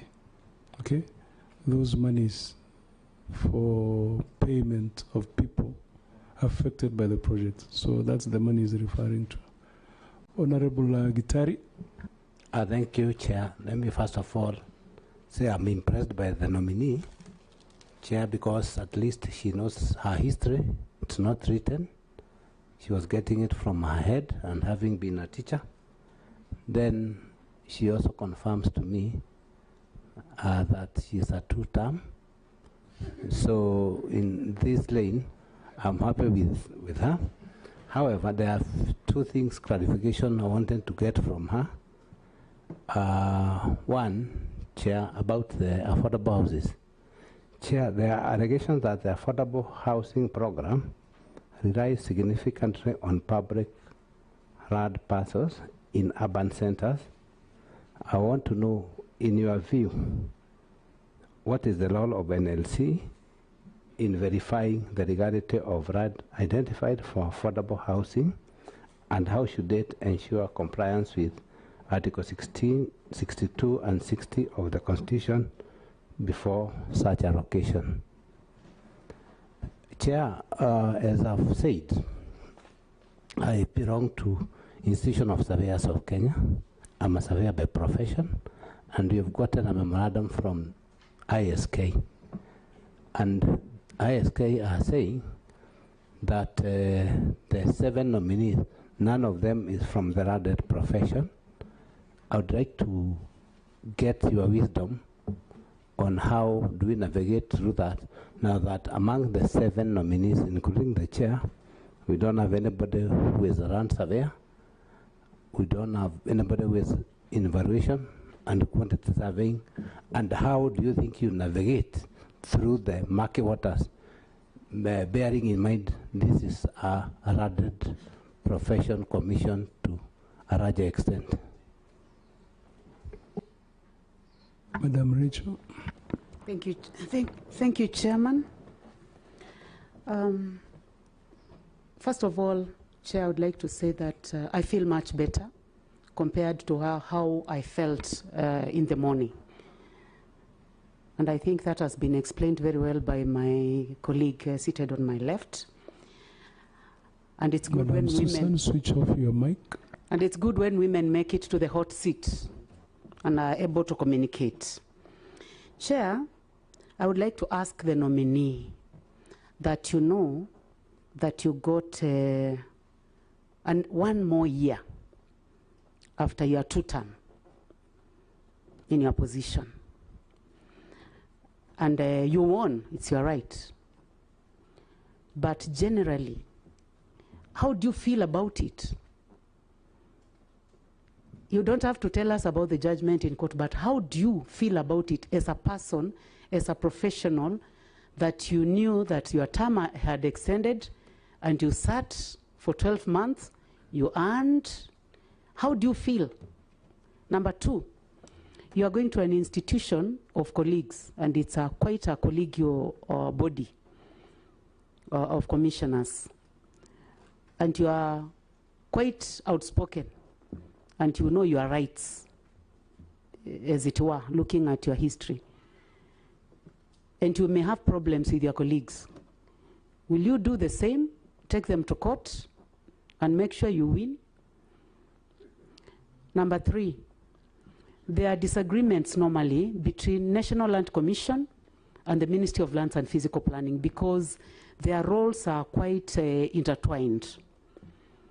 Do we also expect the same when you realize that the Ministry of Lands and Physical Planning has come into your space? Will you also take them to court? Because it is said that you are quite serious litigant. Thank you, Chair. You take those ones. Chair, allow me to start with the last one. And thank you. I just want to clarify on the 2 term. I served 2 terms. It is an elective seat at the Institute of Certified Public Accountants of Kenya. I was elected as a council member 2014. I came back for re-election and I got it 2017. So I did it from 2014 to 2020, and that is how the 2 term comes in. So I served 2 terms at the ISPAC. So in fact, when the Member of Parliament was talking, I thought she was talking of, shouldn't you have gone for chair because I still have a chance? The 2 term is, you serve 2 terms and I still can go back as a chair. One day I will. So she connected it with the judiciary. And I would just want to, not going into the merits and demerits of the case, Chair, just go over the facts so that it is clear there is a distinction between the judiciary and ISPAC. If you allow, Chair, I would like you to guide. Okay. So I would like to give just a few facts and background on the case that is in the Court of Appeal. I joined the judiciary from the CVs, you can see members, 2013. As I was joining, the judiciary had challenges and the chief registrar left with the directors, all the directors, including the director of finance. So the position was vacant, but I was not taken at that time. We were very new, so somebody else was put to act. And as from my CV, you can see being a very person with a lot of reform agenda, and I was posted in Nairobi as the regional assistant director of finance. So I did a lot until I was noticed by Emeritus Dr. Willy Mutunga, and he appointed me to act. So the one who was acting, it was revoked. I was appointed to act February 15th, 2015. Okay? I would like you to note the dates, members. So come 2015, September 15th, exactly 7 months, I was invited for an interview. So I wouldn't have gone to court that time. I hadn't even done the 12 months that are required by the HR manual. So I did the interview, September 2015. as Director of Finance. My employer did not respond, and I continued acting. But I wrote to find out how did I perform. That was towards April 2016. Unfortunately, that very 2016, 2nd of May, the emeritus, Dr. Willie Mutunga, revoked my acting. I had done 15 months. The HR manual was saying 12 months. I didn't take it anything wrong. I went back to my place, picked up the reforms that I was doing in Nairobi region, and continued. But the reforms that I had done, that I had started, had an impact. And unfortunately for me, Willie Mutunga was retiring. June 16th, he was leaving. But before he left, I wrote him an email. He was very good at responding and reading emails. I wrote him an email just to find out what had happened. Okay? So he left. October 2016, we get a new CJ, and that is Emeritus David Maraka. October, he comes in. Notices I am missing. November 2nd, he reappoints me in acting capacity.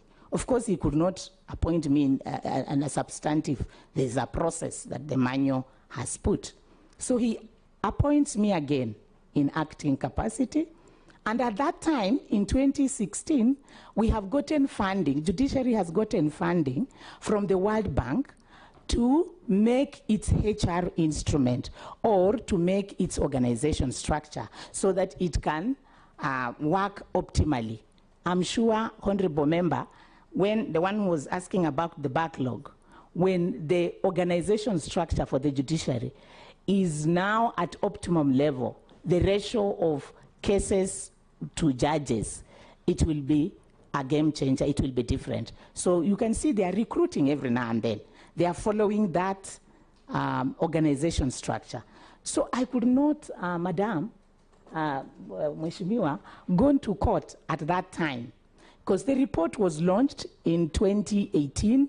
Even Parliament was invited by the then Emeritus Maraga.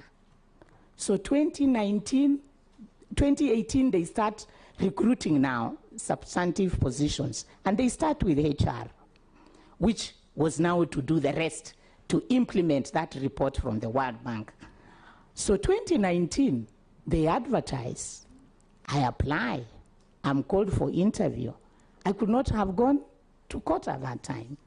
I apply, I did the interview, and then they kept quiet. So they fill the two other positions, that is the audit and other positions, so I remain alone. Again, I wrote to my employer to ask the status of my interview. Instead, my employer wrote to me and said, please continue, you are doing a very good job. Continue acting. And all the time, I was being rated exceeding. If it were this system, it would be exceeding expectation. By that time, it was excellent. That was my rating then. So, if we can count, I actually engaged internal mechanisms. I wrote in 2015, in 2016, in 2019. 2020, I now consulted a lawyer, an advocate, who actually wrote again to them. But meanwhile, I am working and I am performing, and my performance is excellent. So, Madam, I actually tried and employed all the internal mechanisms, and when I saw they were not working, and we have a constitution that is so vibrant, that is when I approached the court as the last resort. So disagreements with my colleagues, of course, there are times you disagree and you disagree to agree, but it is always good that you consult and work together. As members of parliament, I know nyinyi kupata kura si rahisi. You have what is collegiality as one of the characteristics as members of parliament. Your gates are open to everybody. I can tell you that getting elected 2-term in the professional field, it's not easy. So I am that, just like you, collegiality. Madam, I will talk, I mingle, I will feel free with the 7 commissioners that we are going in with and sort out problems. The one that I went to court, I've explained. I did all I could to avoid the situation, but I had to use the Constitution and go to court as the last resort.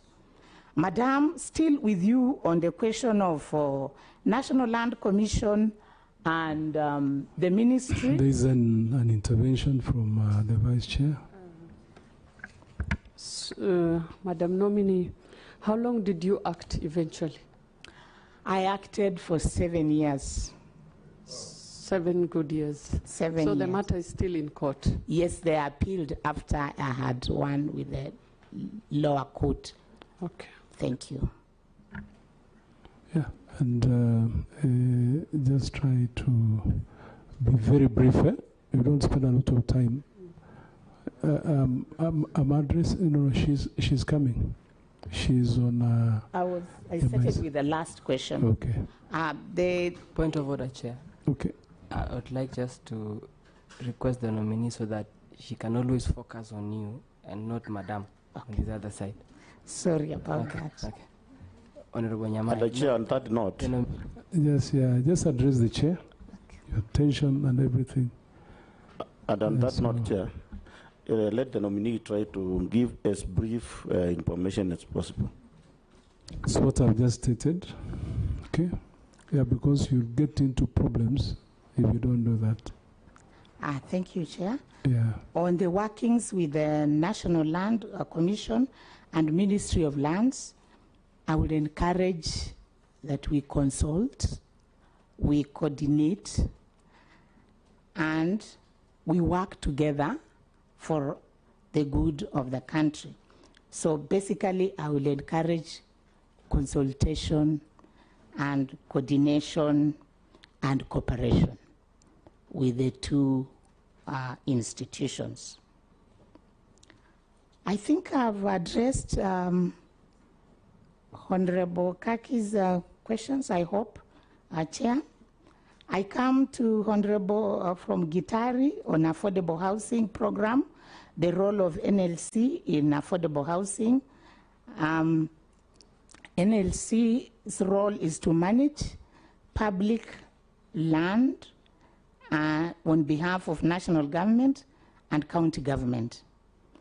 So these affordable housing are in various counties, and NLC's role will make sure that the due diligence is done, the law is followed in the affordable housing program.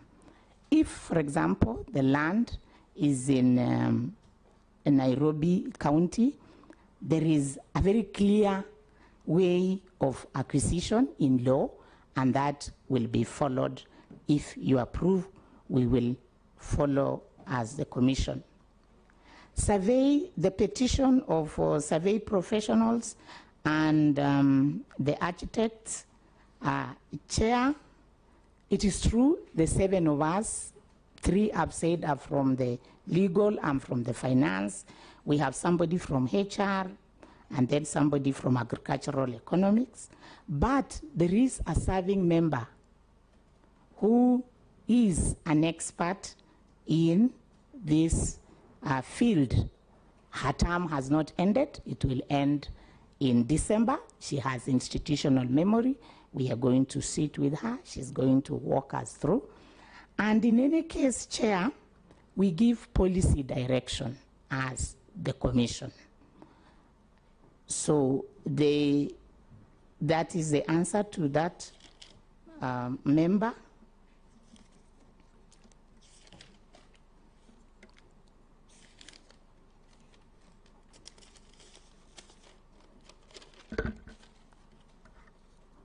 A style of operation, one-man show, and clicks by the Commission. I've said, Chair, that we will consult, we will cooperate, and we will coordinate if you approve if you approve me as the member. Lawyers being paid a lot of money. I said that in my congratulatory message, there was a concern. And as a finance person, and from my introduction, Chair, I said I'm very passionate on prudent, responsible use and management of public funds. These are public funds. So I will put controls if you nominate, if you approve my nomination, in the legal department or the whole of the institution, so that these payments, if they are not genuine, if there's no value for money, I will look at even the internal audit reports. I will look at the external audit reports to see what they are saying. So members, if you approve, know that there'll be value for money for that payment to the lawyers. Money, earning interest, fixed deposit, and commissioners, the money for fixed deposits for the PAPs and the money from the entities. As we all know, the law says the entity that wants to take the compulsory acquisition must deposit money with National Land Commission. So National Land Commission actually doesn't have their money. It is somebody's money. So in their wisdom, if they are put in interest to facilitate them in the execution of their mandate, that is good enough. But as I've said from the beginning, that I will make sure public money, because that money, that interest that is earned is also public money, is used in a prudent and responsible way. I will look at the risks, various risks. I will map them out and make sure that this does not happen if you approve my nomination. Thank you, Chair. Thank you so much. I think I'll now come to the very last ones before we give it to the Vice Chair, Honorable Major Decor. Good afternoon, Susan. Good afternoon, Susan. You can answer without looking at... Good afternoon, Mheshimiwa. Yes. From, I will ask you on, mine is on the your net worth. First, I congratulate you because I can see you have a long career in this public service, almost 40 years. And much of that time you were in the finance department in terms of being an accountant. From your declaration here, your salary, sources of income, salary is 5.71 million per year. I am assuming is the current employment you are in. Yeah, so there's also a rent of 2.62 million, bonds getting interest 1.25, dividends 9.88. You have also indicated that you have a house worth 30 million shillings. Where is that house? Thank you, Chair. Just answer, because I want to, don't explain, where is the house? The house is under purchase. I've not yet finished the transaction, the 30 million house. Where? In Runda. In Runda. So it's now worth 30 million shillings? Yes. You're getting a rent of 2.6 million shillings a year. meaning 266,000 a month, a house in Rumba, or that's where you live? Thank you, Chair. There's a bit of confusion. Can I clarify? There's a house that I took a mortgage in the judiciary on Rafter Road. That is the one that gives me the rent of 266 per month. But the one I'm purchasing, the contract, we've not yet done. We've not finished. So as of now, what the asset you have is the one in Rafter Road. Is it Rafter Road? Giving you worth 30 million shillings. Yes. And giving you a rent of 2.6 million shillings a year. Yes. Then you have a treasury bonds of 8.7 million shillings. Yes.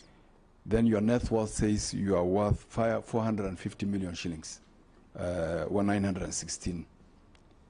Do I assume that the rest of the money, other than the house asset, the treasury bonds, that almost 420 million shillings is in cash form? Is that the assumption we should make? No, Chair. Can I clarify, Chair? Please. I have assets that are in my name as Susan Hakasa Oyatsi, and those assets, part of it is what you have alluded to, the house on Rafter Road. Those assets are 56 million, the ones that are in my name. I have assets that are both in my name and my spouse. That is the house, the matrimonial house that I stay in, and another house in Sifa, and that comes to 31 million. I have assets which I have interest in, but they are in my spouse's name, and those assets are 363 million. So I have arranged them that way. That is the makeup of 450 million. Thank you. Is it possible to share with the committee all those breakdowns? Because what we have is a general figure that you're worth 450 million shillings worth, and maybe that was, you also need to declare what is your share. The assumption here is the share with your spouse is also declared here. Is it so, Susan? Yes, because I have an interest in it. So it's my spouse. you declared it here? Yes, I declared. Okay, thank you. You will share with us. So, as per that request, before the end of the day, before we retreat, just make sure that we have a breakdown of that information to assist us in that determination. Honorable Robbie. Thank you, Chair. Ms. Susan Kakasa, how will you deal with the issue of corruption on land matters if you are approved as a commissioner?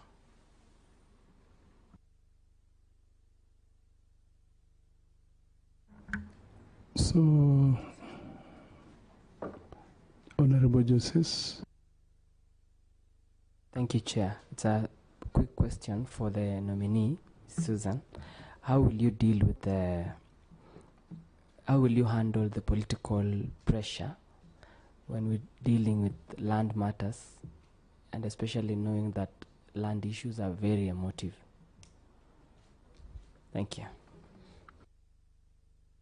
Madam Vice Chair. Susan,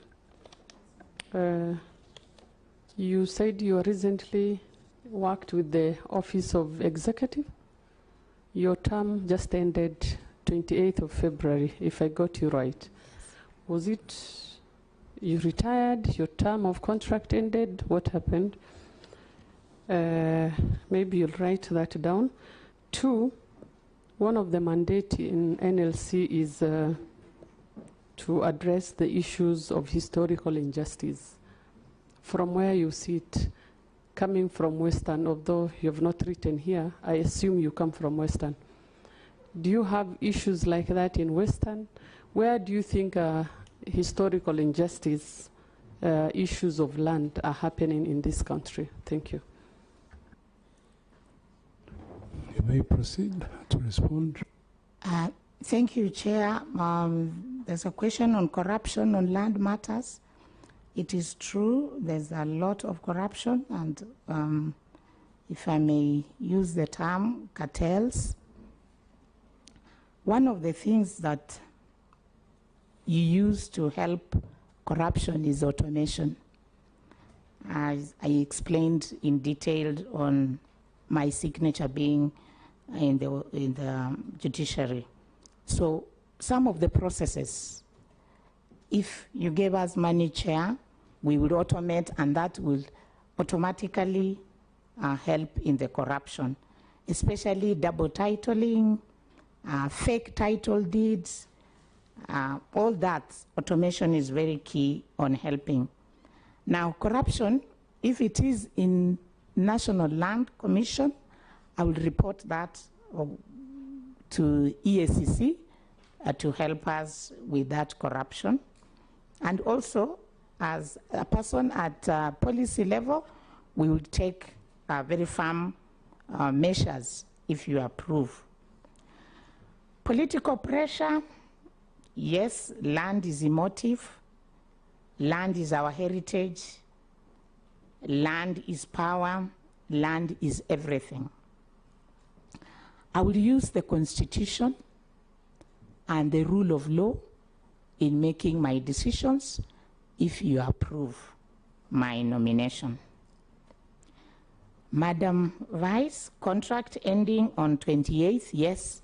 My contract with the executive ended on 28th of February. I had a contract of 3 years, and it has ended. As we talk now, if you approve me, you will be giving me a job. I'll be very grateful. Otherwise, I'm jobless. Historical land injustices, fortunately, in Western, it is not so much. Maybe because of titling. Western, we have titles, but there could be issues here and there. From reading the strategic plan and the exit report, which was on the website for National Land Commission, we have issues at coast. We have issues in the Rift. We have issues in Northeastern. That is where we would, if you approve, put a lot of effort and energy to make sure that these historical injustices are not now repeated in the new era. I have a follow-up question, Susan. Yes, madam. First, I'm happy that you are an FCPA. My colleague engineer seems not to be understanding. He kept asking, are you a CPAK? And you're telling him you're FCPA. It's higher, Mr. Engineer, but we understand, you know, you come from a different profession. I've just logged into ISPAC website, and FCPA Susan Kakasa, right? That's right, yeah? Your membership is 5517. Is that right? Correct. And your membership status is active. But your status says not in good standing. What does that mean? Thank you. I may not be in good standing because of payment of subscription. Executive Office of the President, they pay bulk. So maybe ISPAC has not posted in each individual account, but the payment has been done. The very last one, Honorable Engineer Zambia. Thank you, Chair. Chair, I think the nominee talked of, she came up with a policy of pick and do, whistleblowing. Now I thought because we have serious land grabbing in this country, and more probably, if you go and find that you have senior government officials who have grabbed public land, would you be able to do the same do picker?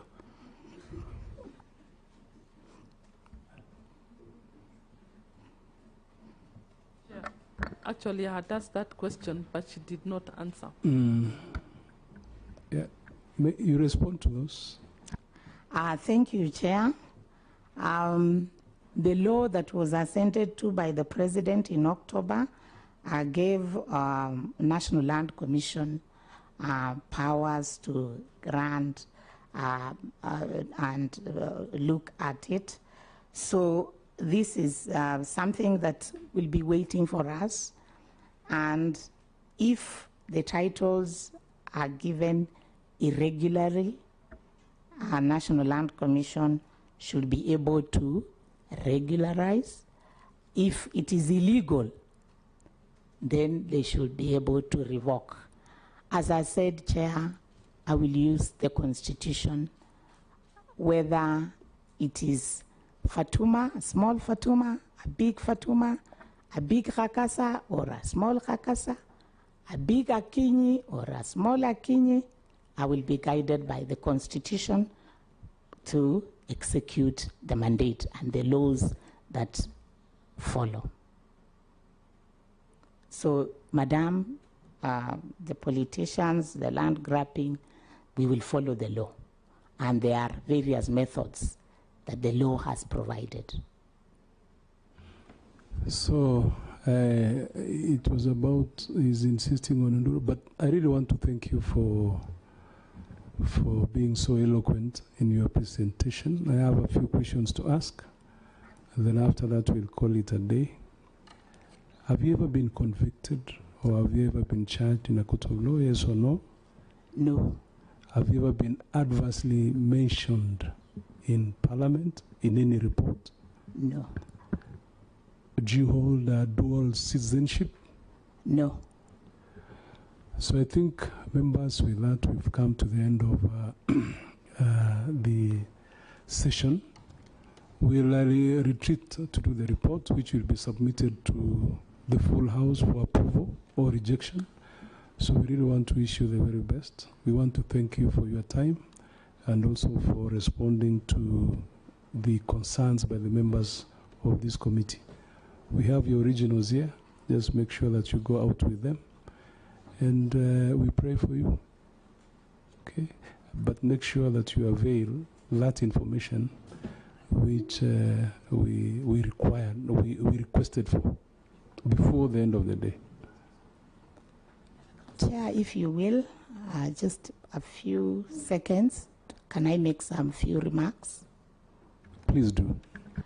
I would like to take this opportunity to thank Parliament, this committee, and the 11th Parliament, the 12th Parliament, who did a lot of oversight on my case in the judiciary before I even went to court. I have members of JLAC who may not have made it to Parliament, but I would like to give them my flowers because of the oversight role that they exercised as Parliament. I have members like the current Minister for Lands, Alice Wahome. When she was in JLAC, she was very vocal on the issue of acting. The current CS for Energy, Wandai, when he was in PAC, he was very vocal. The current CS for Health, Honorable Ndwale, and the former Member of Parliament for, I think it was Kimilili, he was called Dr. Eseli. Very many people, Mbadi, Sakwa, Ojenda, all those members. There are some who are not members of the committee. There are 3 committees that I give them my flowers, and this is the JLAC committee, the Budget and Appropriation Committee, and the PAC committee of the 11th and the 12th Parliament.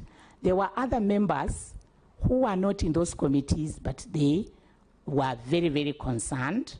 That is my member for Parliament, Savula. At that time, he wrote 2 letters to the Chief Justice. Honorable Osotsi, as a nominated member at that time, was very vocal. The member for Samia was very That's vocal. good enough. Thank you so much. That's very and thank you, Parliament. I give you my flowers. Thank you so much. Okay, you may take leave. And Eseli is from Tongareni. I give him, constituency. Okay, I give him my okay. flowers. All right, thank you so much. You may take leave. Thank you. Chair. Asante kwa wazee. Chair, on a lighter note. Wale wazee wamekuja na mama. On a lighter note, the nominee has not even appreciated us for sitting here all this. I have. She only mentioned the others. You know, that's why we got. I have. No, it's okay. It's okay. It's okay. We have. Yeah, you take leave now. Okay, asante. Asante wazee. Okay, okay. Madam Susan.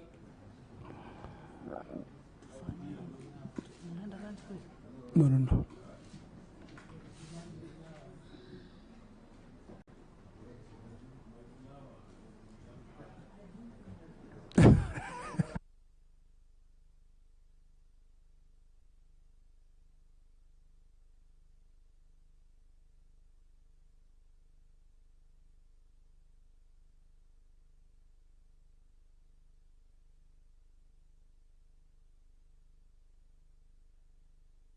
So, honorable members, we have 2 more before we break for lunch.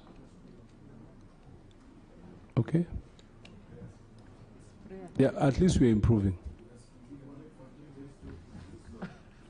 Too slow, eh? We take 1, eh?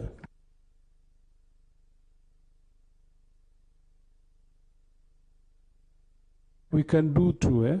But we'll agree that we only filled 5 questions only. Is that okay? Only 5. Huh? Yeah. Lete mwingine nani?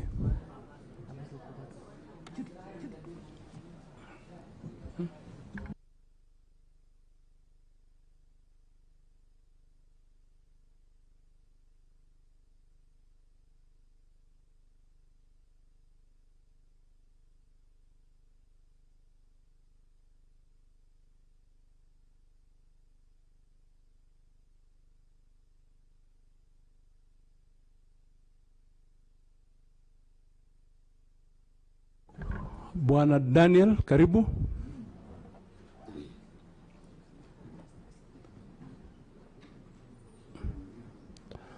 Welcome to Parliament. Welcome to the Committee on Lands. Yeah, so we are running out of time, and we'll try as much as possible to be brief. So we'll do very quick introduction, and then after that we'll give it to you so that you can introduce yourself. My name is Joash Nyamoko. I chair the Lands Committee. I'm a member of Parliament for North Mogrango constituency, and which is in Nyamira County.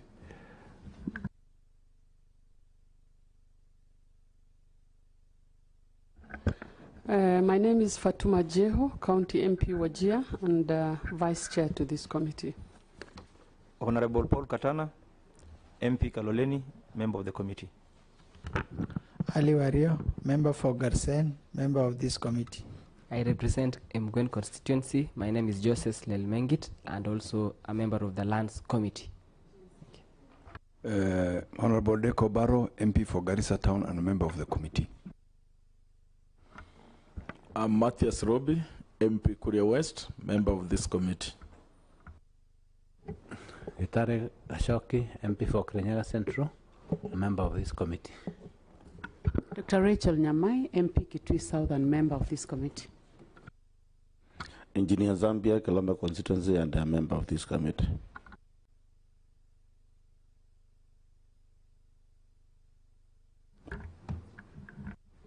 My name is Omar Mwinyi, member for Changamwe, Mombasa County, and a member of this committee. Dr. Chanda Gideon, I represent Bondo, and I'm a member of this committee. Irene Joki, MP Bahati, member of this committee. Our lead clerk, introduce yourself on behalf of the rest. Undali Joshua, Committee Clerk. So we are going to administer the oath. Then after that, we'll give you 5-7 minutes to introduce yourself. Our council.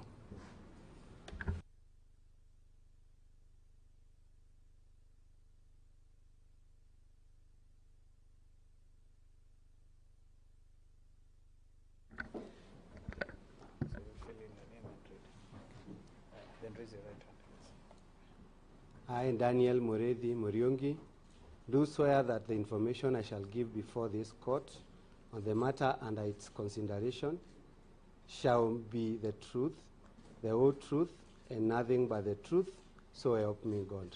Okay, so just repeat and say house.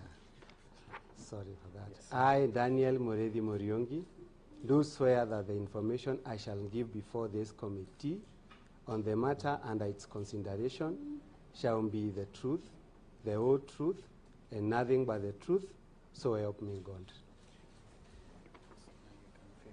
You sign the oath.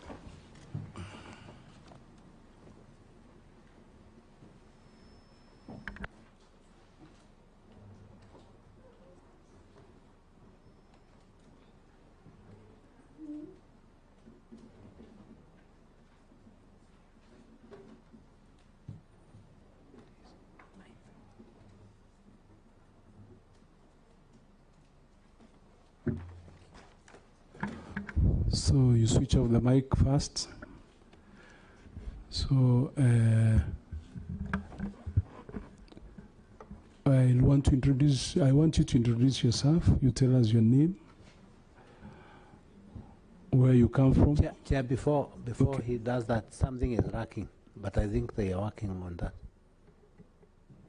I think they are getting tired or something. I don't know.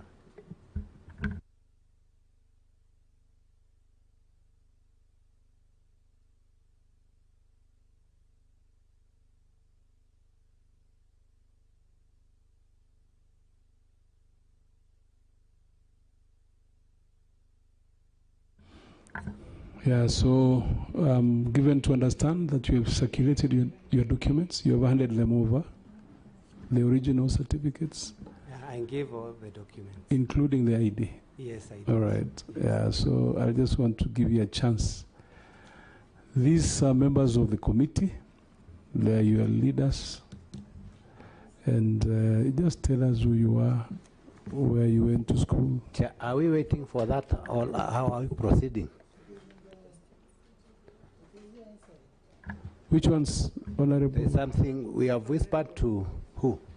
There's something lacking, Chairman, and we should have consistency in whatever we are doing. Okay, I didn't know that. Proceed if, no, it's okay, it's okay. If it does not. Secretariat is something they know that is missing. Just go on record and say what it is, so that we can make a decision very quick on our feet. It's internal. It's internal, Chairman. Something is lacking. And I know. What is it?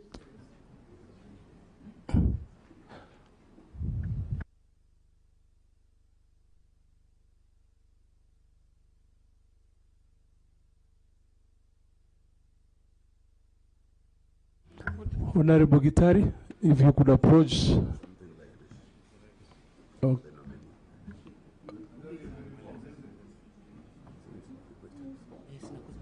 Let's approach the table.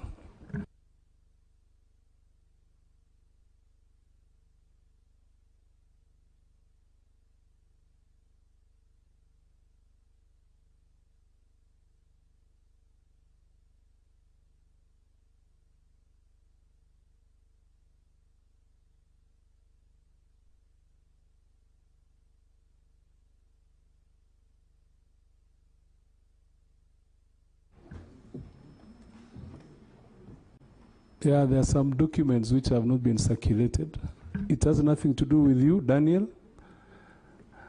So don't you worry, I can see you trying to frisk your pockets. It has nothing to do with you. It's actually our secretariat, some documents. So it will take about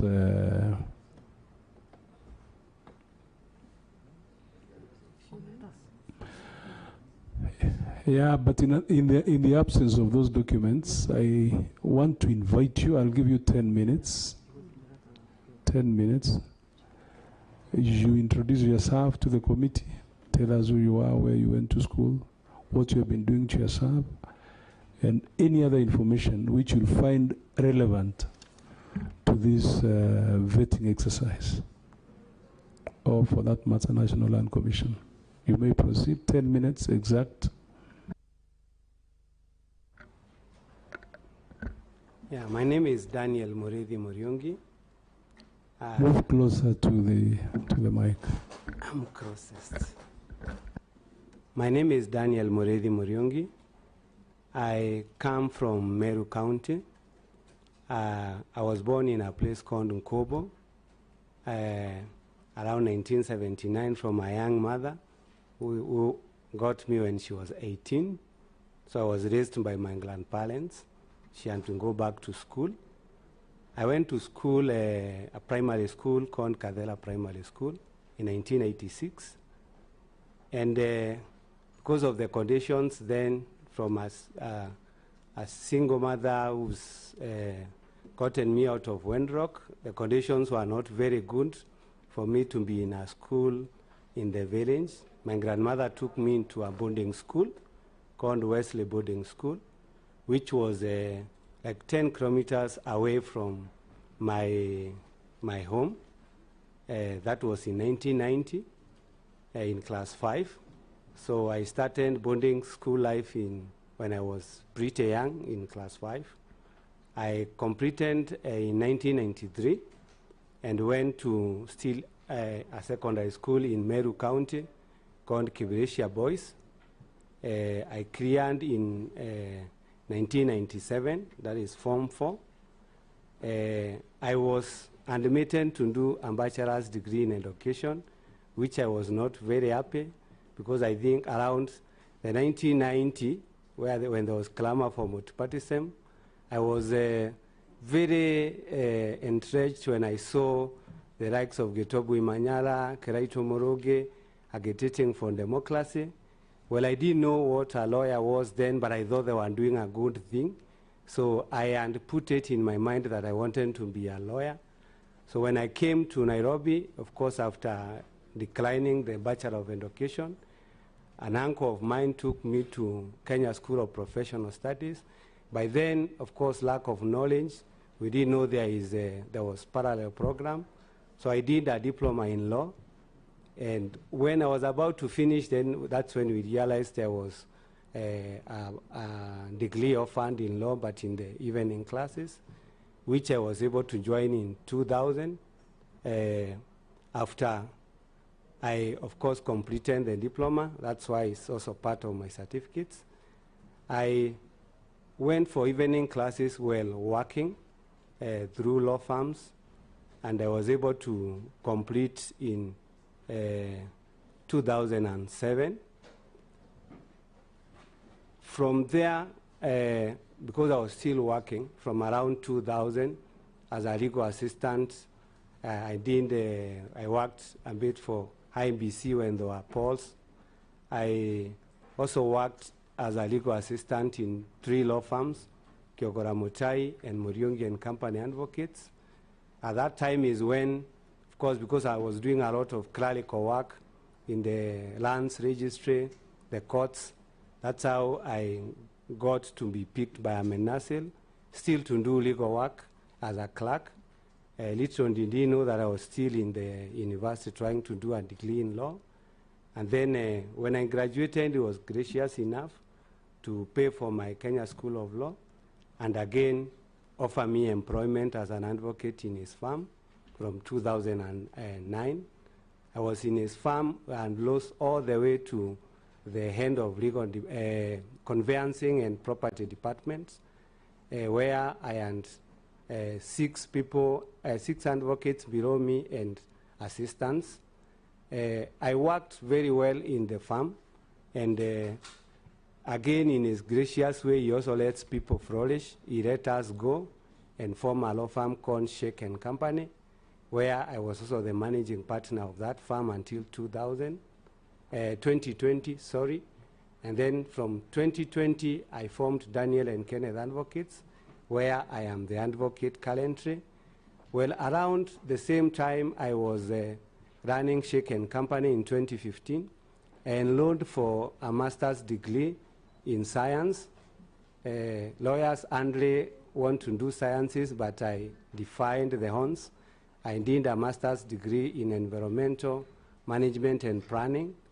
This is to end my understanding and deeper understanding of the law, because I have all along practiced property law and conveyancing. So I got a master's in environmental planning and management, which led to a certification with the National Environmental Management and Coordination. This is NEMA.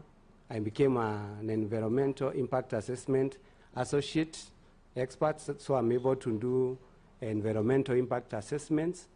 And within the same time also, I was able to get a certification in from the Kenya Institute of Industrial Property, where I am a patent agent. So all this time, I'm in the property industry. I've practiced in the courts, in the ELC courts, and I've also done many projects in terms of a project from inception all the way to the contracting to the sale of either it's the units or just a normal conveyancing transaction where it's a buy and sell, and even where there is syndicated transactions like joint ventures and all. This is the area that I've been able to flourish and do a lot of work for the last, this is now 17 years, Honorable Chairman. Thank you, Daniel, for the introduction and the information that you have shared with us. I'll now open the floor so that the members can field questions. And honorable members, it's your turn. Honorable Paul Katana. Thank you, Chair. Mr. Daniel, the nominee, thank you for your elaborate statement. In your statement and in your presentation, you are a lawyer by profession, and you have been involved with the land transactions involving billions of shillings through conveyance. Now, if this committee approves you to be one of the commissioners in NLC, is your law firm still active? And would you use your position to continue with your business in land transactions? Because NLC deals with a lot of land transactions through other agencies like Kenya, Kura, Kera.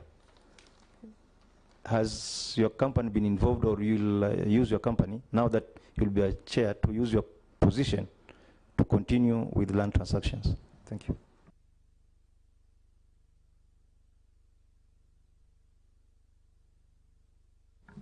Honorable Dr. Nyamai. Thank you, Chairman. I would like to ask the nominee that you are aware that you deal with banks and huge institutions dealing with multi-billion businesses. And I would like to give you examples. You have a 14 billion aviation security, a matter that you have interest in, 1.1 billion winery joint venture that you're also working on. You're also dealing with a mega project which deals with housing. And you know, when you mention housing, you're mentioning land of over 4,000 units. And you are also involved in being a kind of go-between for companies that are dealing with like debt collection for over 9 billion shillings. And now you're coming into a sector where the same institutions may appear. How will you deal with this? as a commissioner. My second question, Chair, is concerns your clients. And some of your clients include banks, National Bank, Gulf of Africa, CDN Bank, Housing Finance. These are the people that you deal with every day. You can maybe share differently if that's not what you do. But the preparations of this committee noted that you are quite involved with banks. And these banks also have dealings with National Land Commission. How will you deal with what you do every day as a businessman and what you'll be doing as a commissioner in National Land Commission? Thank you, Chairman. The last one on that set, Honorable Engineer, Zambia. Thank you, Chair. The expertise, the lawyer, the advocate, has said that he has a lot of expertise in conveyancing, environmental law, and procurement. In that case, you must have come across systems where they work or they fail.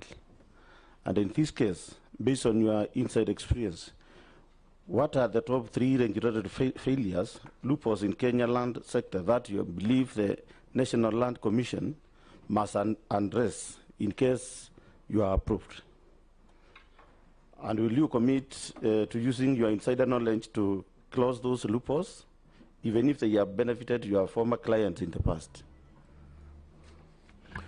You respond to those ones first.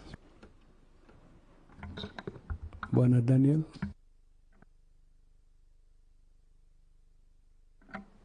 Okay, thank you, Honorable Chairman, for those questions. I'll start with the Honorable Paul Katana. I run a law firm called Daniel and Kenneth Advocates. If vetted successfully by this committee, one of the first things I'm going to do when I'm sworn in is to resign from the firm. And once I resign from the firm, matters that have been entrusted to me by clients, because legal services, other than it being given to the firm, it is personal to the advocate dealing with it. I will approach all my clients and I tell them, I have gotten this higher calling of public office and now I'm a state officer, and I would want them to either retain the matter in the firm or give those matters to advocates of their choice. Just to put it into context, this is a firm that has 11 advocates and a staff of 25. So if the matters are left there, they will be able to be handled. Or if the client chooses to give the matters to any other advocate, we will be able to release that matter and be handled by that advocate, so that I don't controvert or contradict my law as a commissioner and also as an advocate who has been in active practice. So therefore, I will not be able to transact personal business from the law firm. I'll only be able to have fidelity to the Constitution and the law and serve as an NLC member, because that's what the Constitution tells me to do, that this is a full-time commission and I'm not able to take any other active law or any other business outside the commission. Honorable Nyamai, banks and huge institutions, this is true.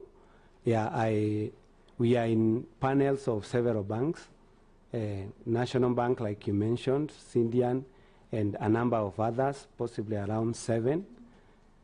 These banks have hired the firm as a firm and not myself. Of course, my CV might have enriched the firm in terms of giving the firm business, but I will be able to communicate to them, and the firm will be able to say that this partner has left the employment of the firm, and therefore the firm will continue with those matters as is, or if these clients would be desirous to send these matters to other firms, if my expertise was so unique that they cannot get it in the firm, then they won't be able to take those matters without a push and pull as to my new law. Of course, debt collection is the same thing. You are often work to collect, and this is for some government institutions where pension is supposed to be limited and has not been limited. This is what we are doing. That's why it's a huge figure, because it involves the actual statutory deduction, interest over the years, and interest is always compounded when it's not paid. So some of these institutions will always come and ask for some sort of concessions. But on this also, I will again be able to approach these institutions, and I will tell them I am leaving, so that they will be able to either continue engaging the firm or take those matters to other firms that they feel have the competence to handle the matters in my absence. Then Honorable Zambia, I have worked out here, yes, and I've seen so many gaps and loopholes in the other side, because there is a saying and a joke that goes on this side of, we call it the bar, where the lawyers say all matters by NLC, you can be sure, going to win because they are either not defendant, or when they are defendant, there is a very weak defense. So therefore, the first regulatory item I would address is to ensure that we firm up, because the law is there, but we make sure that we enrich the legal department. I have looked from their reports that they have around 30 lawyers or so, and 30 lawyers is a big number to handle matters. The issue is whether they are well supervised, whether they are automated, whether when matters are filed, they get to know the matters have been filed, whether service has been done, and therefore automation will equip these lawyers in the commission to be very spot on in terms of defending these matters. Then the other regulatory failure, which has been addressed even in the exit report of the outgoing commission, they have tried to show a small disconnect between the commission and the parliament, the ministry, where there is a bit of lack of either information or duplication of laws, or where one thinks they have a law which the other one thinks they don't. So therefore, there's a bit of, in the exit report, they are looking to the amendment of the Land Act a little bit to align those laws. But what I know is that from the National Land Commission Act, Section 17, it calls for cooperation and consultation. Therefore, it is entrenched in law that even without the amendment, we should be able to have a bit of collegiality and cooperation and consultation with the ministry to make sure that no one is taking a firm position from the other. Then the other one is automation. This has been done. There is the public information system, public land information management system by the National Land Commission, and there is a National Information Land Management System by the Ministry of Lands. I think from where I sit, we need to find a way to have these two systems working, so that hand to hand, where the member of public sits, they are able to know that they are able to glance and know this is public land, this is private land, other than both institutions having their own systems, which sometimes members of the public may not be able to know there are two systems. I think those would be some of the regulatory frameworks I would think would enrich this commission. And therefore, the last one you asked about the insider knowledge that I have, yes. Most of the things that we know from practice that cut across possibly titles that are not okay and irregular occasions, I will endeavor to use this knowledge to enrich the commission in such a way that we have programs and systems in place that will address these things before even they happen. Because from the bar where I sit in private practice, you have your client's title and you want it upheld. But at this point now, it's just to clean up documents, even introduce modern technology to be able to arrest issuance of an irregular document and make us go into too much litigation when somebody is out there with an irregular document. Thank you, Chairman. Thank you, Daniel. The other set of questions start with Honorable Gitari, then Dr. Gideon, and then Joses. Thank you, Chair. I think as we progress, normally here, the higher you go, the cooler it becomes, and I think that's how we are going. Muriungi is doing a nice job. Chair, I would like the nominee to tell us your expertise make you very exceptional as a commissioner, or let it make you deeply conflicted one. The difference lies in your integrity and your awareness. What I'm asking is there anything in your extensive private practice, any transaction, any client, any advice you have given that could be used to question your impartiality if you are confirmed? And are you willing to praise the record today, your commitment that the public interest will always, without exception, prevail over any other form of client relationship or commercial instincts?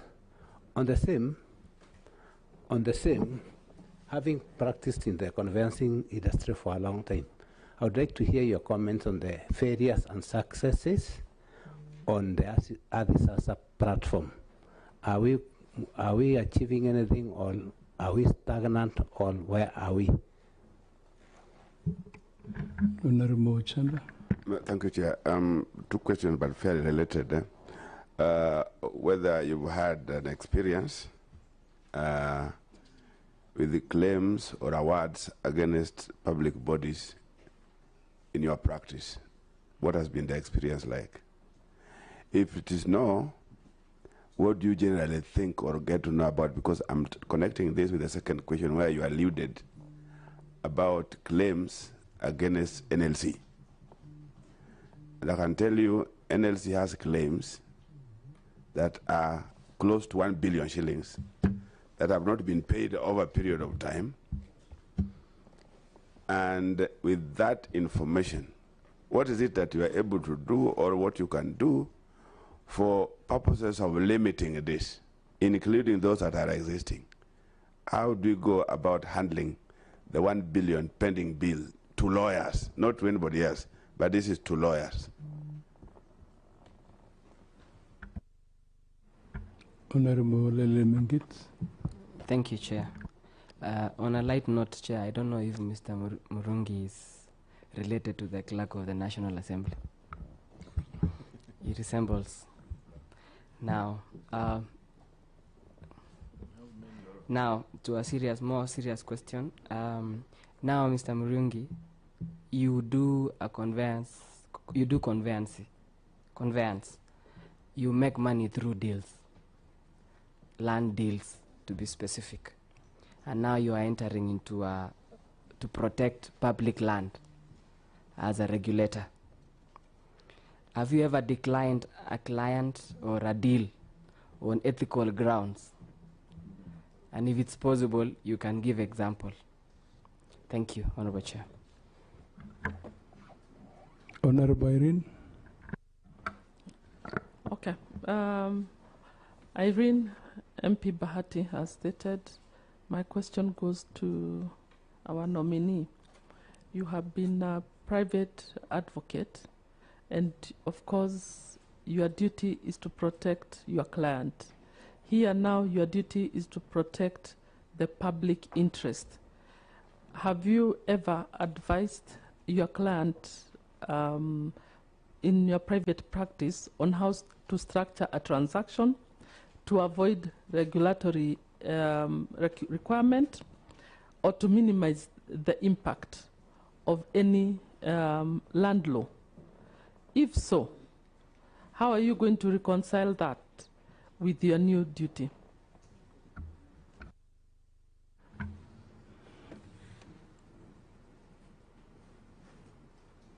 Honorable Robbie, then after that, Honorable Decol. Thank you, Chair. Mr. Murungi, why are you interested to join this National Land Commission? And yet we can see you have big offices.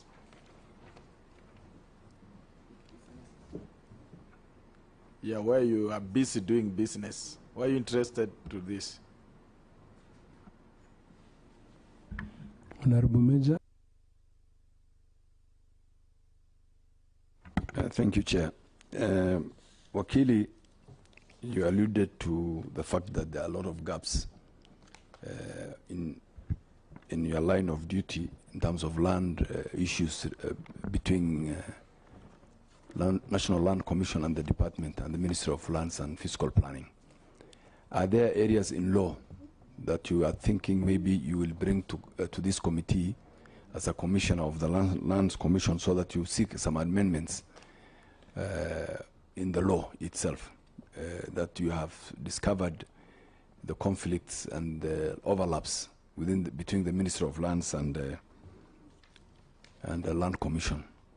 Secondly, as mentioned by my colleague here, there are a lot of cases that were lost by National Land Commission in courts to the tune maybe around, I think in the documents we have is up to about 2.7 billion shillings pending bills, and majority of that money is for lawyers. And you just confirmed that out there you are sure that if the case is between Lands Commission and yourself, you are winning this case. Maybe also if you could tell us whether you have a pending bill with the National Land Commission, and whether in the future, if you occupy this office or you get the opportunity to be a commissioner, whether you will tell your colleagues in the legal industry that there is a new sheriff in town, that there will be no more losses of cases. And if the lawyers with National Land Commission, whether they are employed by National Land Commission, or you can also outsource, so that we don't have this kind of laxity in losing cases. Thank you. Lastly, Madam Vice Chair. Thank you, Chair. Mr. Daniel, from your CV, you have a very impressive CV. And the report we have here indicates that you are a billionaire in terms of the deals you make. So my question is about what motivates you to go to National Lands Commission, whereby you're going to survive on a monthly income, and you're going to regulate, lands in favor of the public, and many other issues. You look like someone who have made it in life in terms of the projects and the deals you have made. Thank you. So, nominee, you can respond to those ones. Honorable Chair, I will attempt to respond to these questions from Honorable Gitali. Thank you for noting my expertise. You sought to know. Don't repeat the question. Just okay.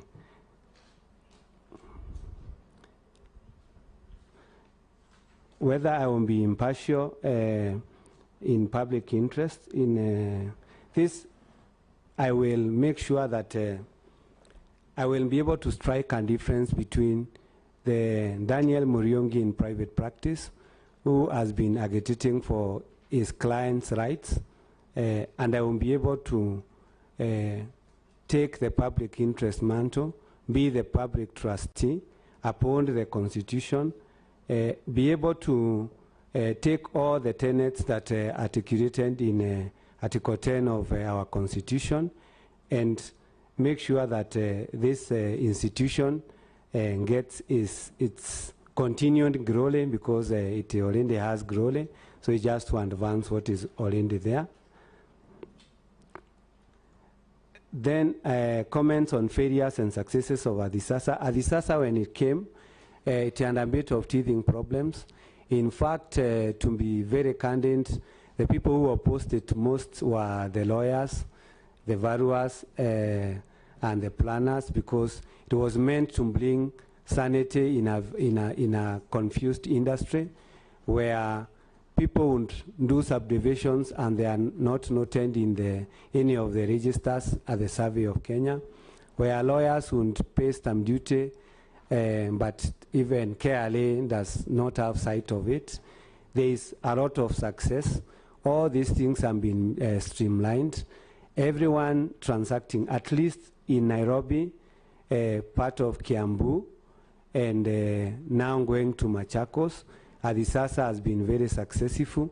Anyone who has run as an Adisasa ID, whether an individual or corporate, and you are able to transact with your ID, and if it is from valuation, transfer, all these matters are done through Adisasa.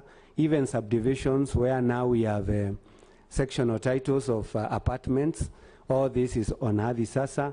It has largely succeeded, and I think we needed this way earlier, but that has been able to close the gap that we have. It has failures, of course. It has not been able to reach, it is not countrywide. It's confined on a pilot project in Nairobi, Kiambu, and now Mombasa, partly now going to Machakos. The other failures that we could have is literacy. Not everybody is very literate. So some of these people, their accounts end up being operated by people who are a bit computer literate. Therefore, again, introducing an element of fraud. If somebody is very owned, and some of these properties in Nairobi, Patre, Parklands, Isli, and Kilimani, Kirereshwa, are owned by people who are a bit aged, who are not computer literate.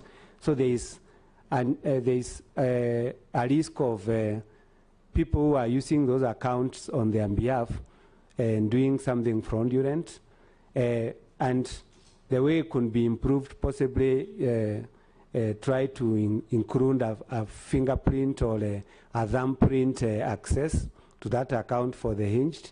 That will really work, because at that point, unless somebody now is under duress and a gun is held on their neck, then they will not claim that that their account was used by somebody fraudulently. Then the next question, whether I've had claims on public bodies.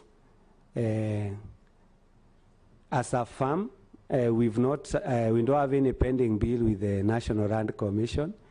We've been able to act for clients who are acquiring entities, and therefore that acquisition has to be done through the National Land Commission. But we have not been in the panel of National Land Commission.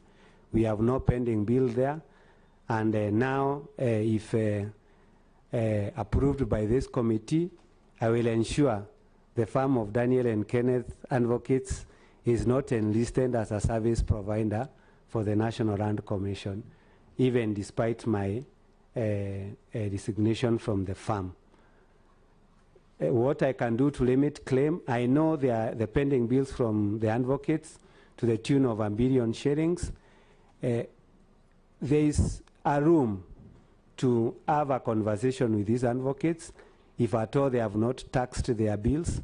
And really what happens is if you've not paid an advocate for some time, they can go back to court for court to reaffirm that what they have charged you is what is possibly due.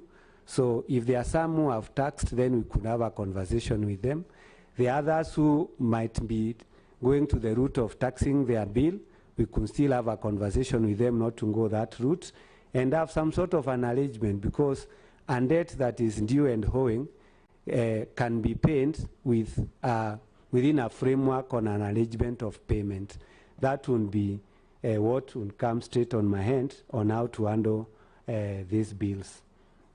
Honorable Mengit, I have no relationship with the clerk of the National Assembly, but I will not want to brief for my father. You've heard what I've said about my past. I was born by a single mother, and from my documentation, you see my birth certificate, there's no entry of my father. So again, there is a possibility. Yeah. Then there is money, whether I've declined money from a client who has brought an ethical deal.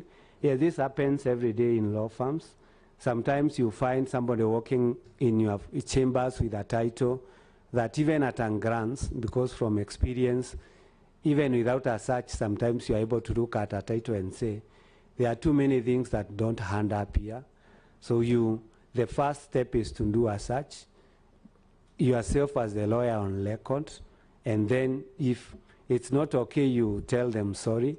I remember some years back, without mentioning the firm and the names, there's somebody who walked into my office with a file for the Ministry of Lands. Honorable Gitali will know what the PASO file is.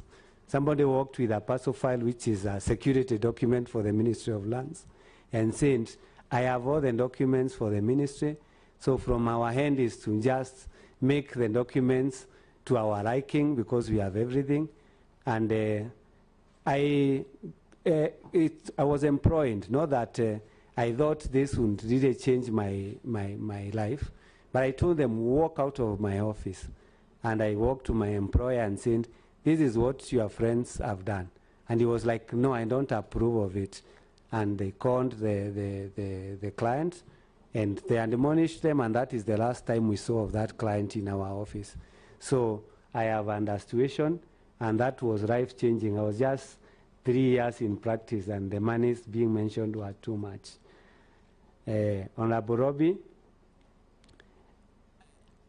I am interested in joining this big office because I have wanted to serve the people from a very young age. You've heard my history. When I was in the lower classes, class 5, class 6, that's when there was agitation for multipartyism, when people are fighting for human rights. I felt I needed to be in that space.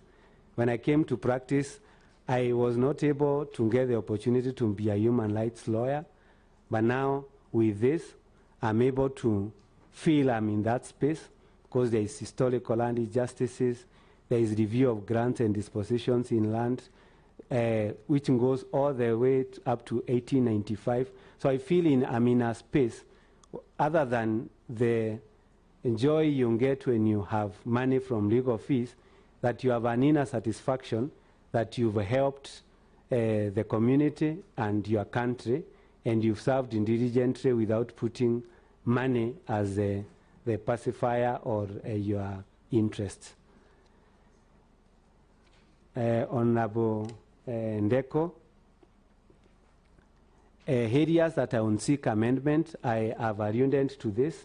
The Rand Act, from the exit report I have seen from the previous commission, they have alluded to a few gaps where the ministry feels it is their mandate to do, to possibly allocate land, run with all the processes that are there.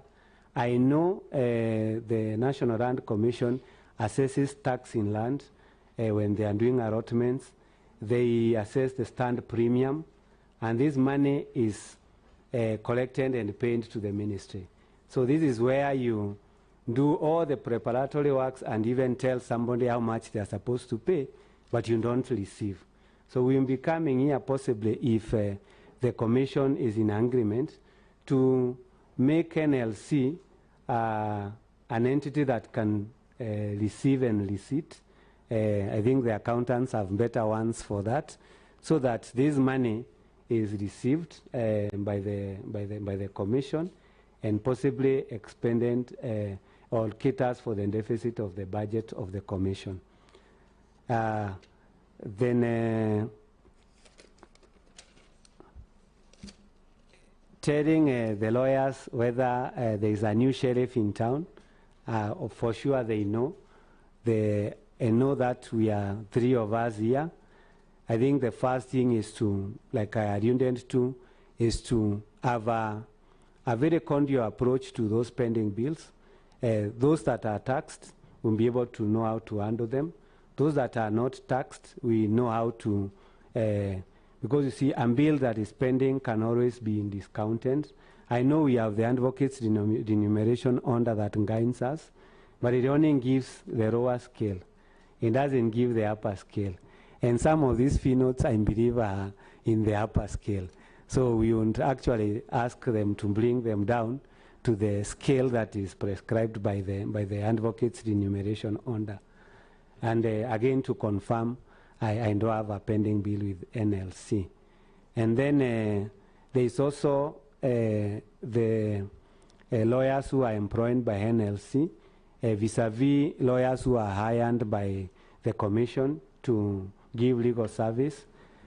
I think, and a recent decision has alluded to the fact that you can't have a full expertise in a government agency, but you need to look at it and assess the need for it. There are 33 lawyers or so in this commission. I think and I've earned there are 9,000 cases that are pending in the commission.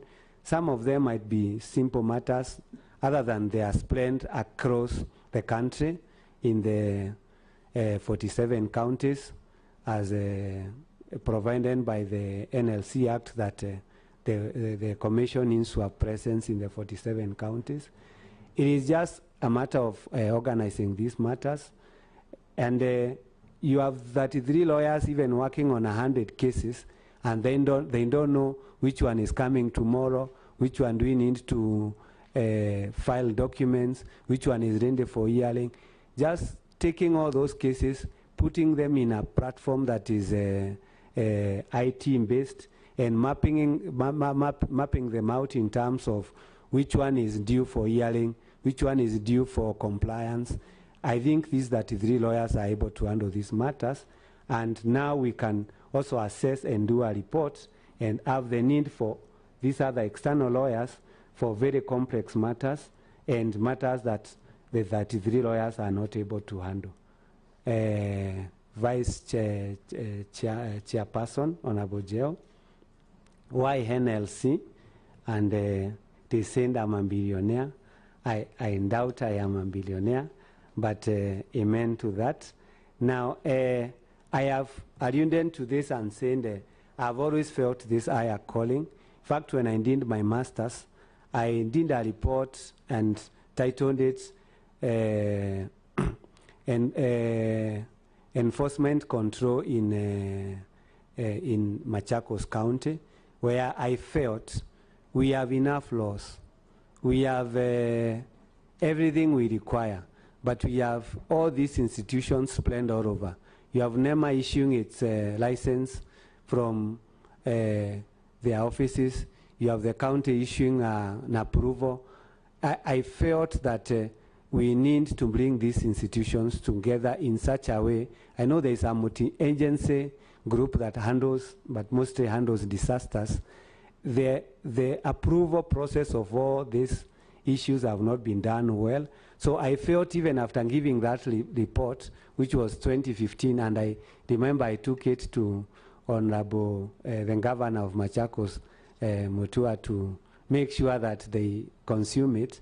I felt this has crept into Nairobi, and my feeling is that enforcement of development control is an item that I need to run with, whether I've done it on this side, but now on the public sector, I need to bring my knowledge there, enrich it, and I'll be happy as a Kenyan if we have all these controls and we are not stuck in traffic when it rains.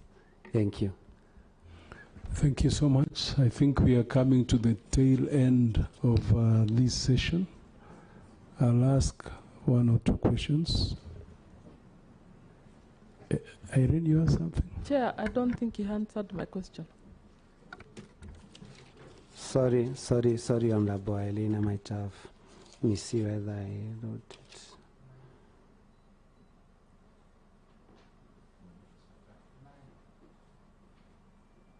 You've seen it? Possibly she couldn't, I couldn't address it direct. Sorry for that, my apologies. Yes, I asked you a question. As a private advocate, your duty lies to your client. Here, your duty now as a commissioner lies to the public interest. Have you ever advised your client on how to structure a transaction to avoid regulatory requirement or to minimize the impact of land law? And if so, how are you going to reconcile that with your new duty? Okay, possibly I can take that one, and my apologies again for skipping it. We've always, and when clients walk into our offices, for sure they have no clue of what they want in terms of execution, but they have a problem in their hands. Just to put it into context and to give an example, husband and wife walks into my office, and the husband says, I want to transfer my property to my wife. A normal transaction will take a transfer, they pay stamp duty, valuation is done. But again, when you look at the Stamp Duty Act, there is a provision for exemption of stamp duty and the consideration is love and affection. I'll be able to tell you, yes, this is how the transaction goes, but you have a bit of reprieve here. You are not going to pay stamp duty. Let me get your marriage certificate, and I run you the process of possibly how not to pay the stamp duty, but it's provided for in law. So that we've been able to structure, and where we have all these transactions where you have to navigate through myriad of laws to see which suits your client. That we've done not to avoid, but to work with the laws and the systems that are in place to make sure that we give the desired outcome. Now, as a public trustee, being a state officer, it is to ensure that everybody follows the law. I possibly... Point of order, Mr. Chairman. Yes, please, Honorable Munya. Banamrethi, you should actually say if you are appointed, because you are not yet appointed. My apologies. My apologies for that. Right. My apologies for that. If appointed, and I'm very sorry, my apology again. Yeah, if appointed, I will be able to be a public trustee. I know the high demands by the Constitution, by the National Land Commission Act, Leadership and Integrity Act, and also the conflict that I might have if such things come to my desk. Otherwise, I will uphold the law and make sure that I strictly follow the law in these matters. Thank you. Thank you so much for that. I think I just ask 1, 2, 3 questions. Have you ever been charged or convicted? No. Have you been adversely mentioned in any report of Parliament? No. Do you hold dual citizenship? No. What is your net worth? Yeah. They called you a billionaire. You said you're not very sure whether you have hit the mark. Yes. So what's your net worth? Yeah, I've listed many places I have interest, but to sum it up, my net worth is 300 million. What are your current or anticipated sources of income? Yeah, I have 2 sources of income, possibly current and an ongoing. I have some interest in an airline, so that is an interest. It's through shareholding, and then the other interest I could have is unpaid bills from the law firm, which I think I'm entitled to because they were billed and work done, possibly before I get this confirmation. Thank you. Okay, honorable members, I think we have come to the end of the session. I'll give you a minute, only a minute. You just make your last remarks. If there's anything you want to tell the members of the committee, it's now your opportunity to do that. Just 1 or 2 minutes. Yeah, thank you so much for that opportunity. I will thank the committee for their dedication in this process. One notable item that this committee has delivered is the amendment of the National Land Commission Act, Section 15 and 16, on historical injustices. This is one item that we need to learn with now that it was the Act was amended in 2025, and the review of grants and dispositions of titles, taking it back again to the colonial times. Those are areas that are dicey. I believe the members of the commission and guided by the chairman, if given this opportunity, we will be able to navigate through and make sure that we handle them to the best expectation of the Kenyans. Also, the other item is the Conflict of Interest Act, which was also passed by the current House. It gives us guidance on where not to step on and on how to do things in the event that we feel we are conflicted. This time there is a law that is governing that process, so that it's not very amorphous and subject to a court process. Otherwise, thank you so much for this opportunity, and I will be happy to get this position if you get me successfully. Thank you so much. We really want to wish you the very best.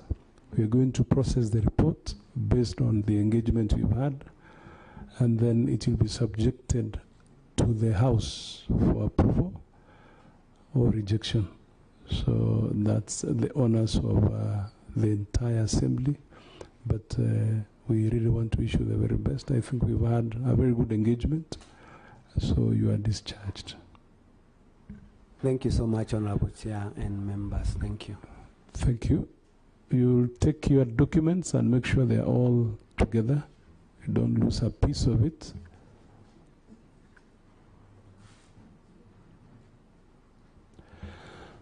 So now remembers that's now the third person. We have a decision to make, whether we should proceed or we break for lunch. For those who are fasting, they are saying... Chair, we can... Okay. Chair, we can break for lunch. Wanataka kuswali, alafu we can still proceed So I to 7 p.m. We can, no, we will just agree on the time. Right now it's 2 actually. So we can break for 30 minutes or 45 minutes if you so wish. 30 minutes. So we'll be back by 2:30. Okay? Thank you so much.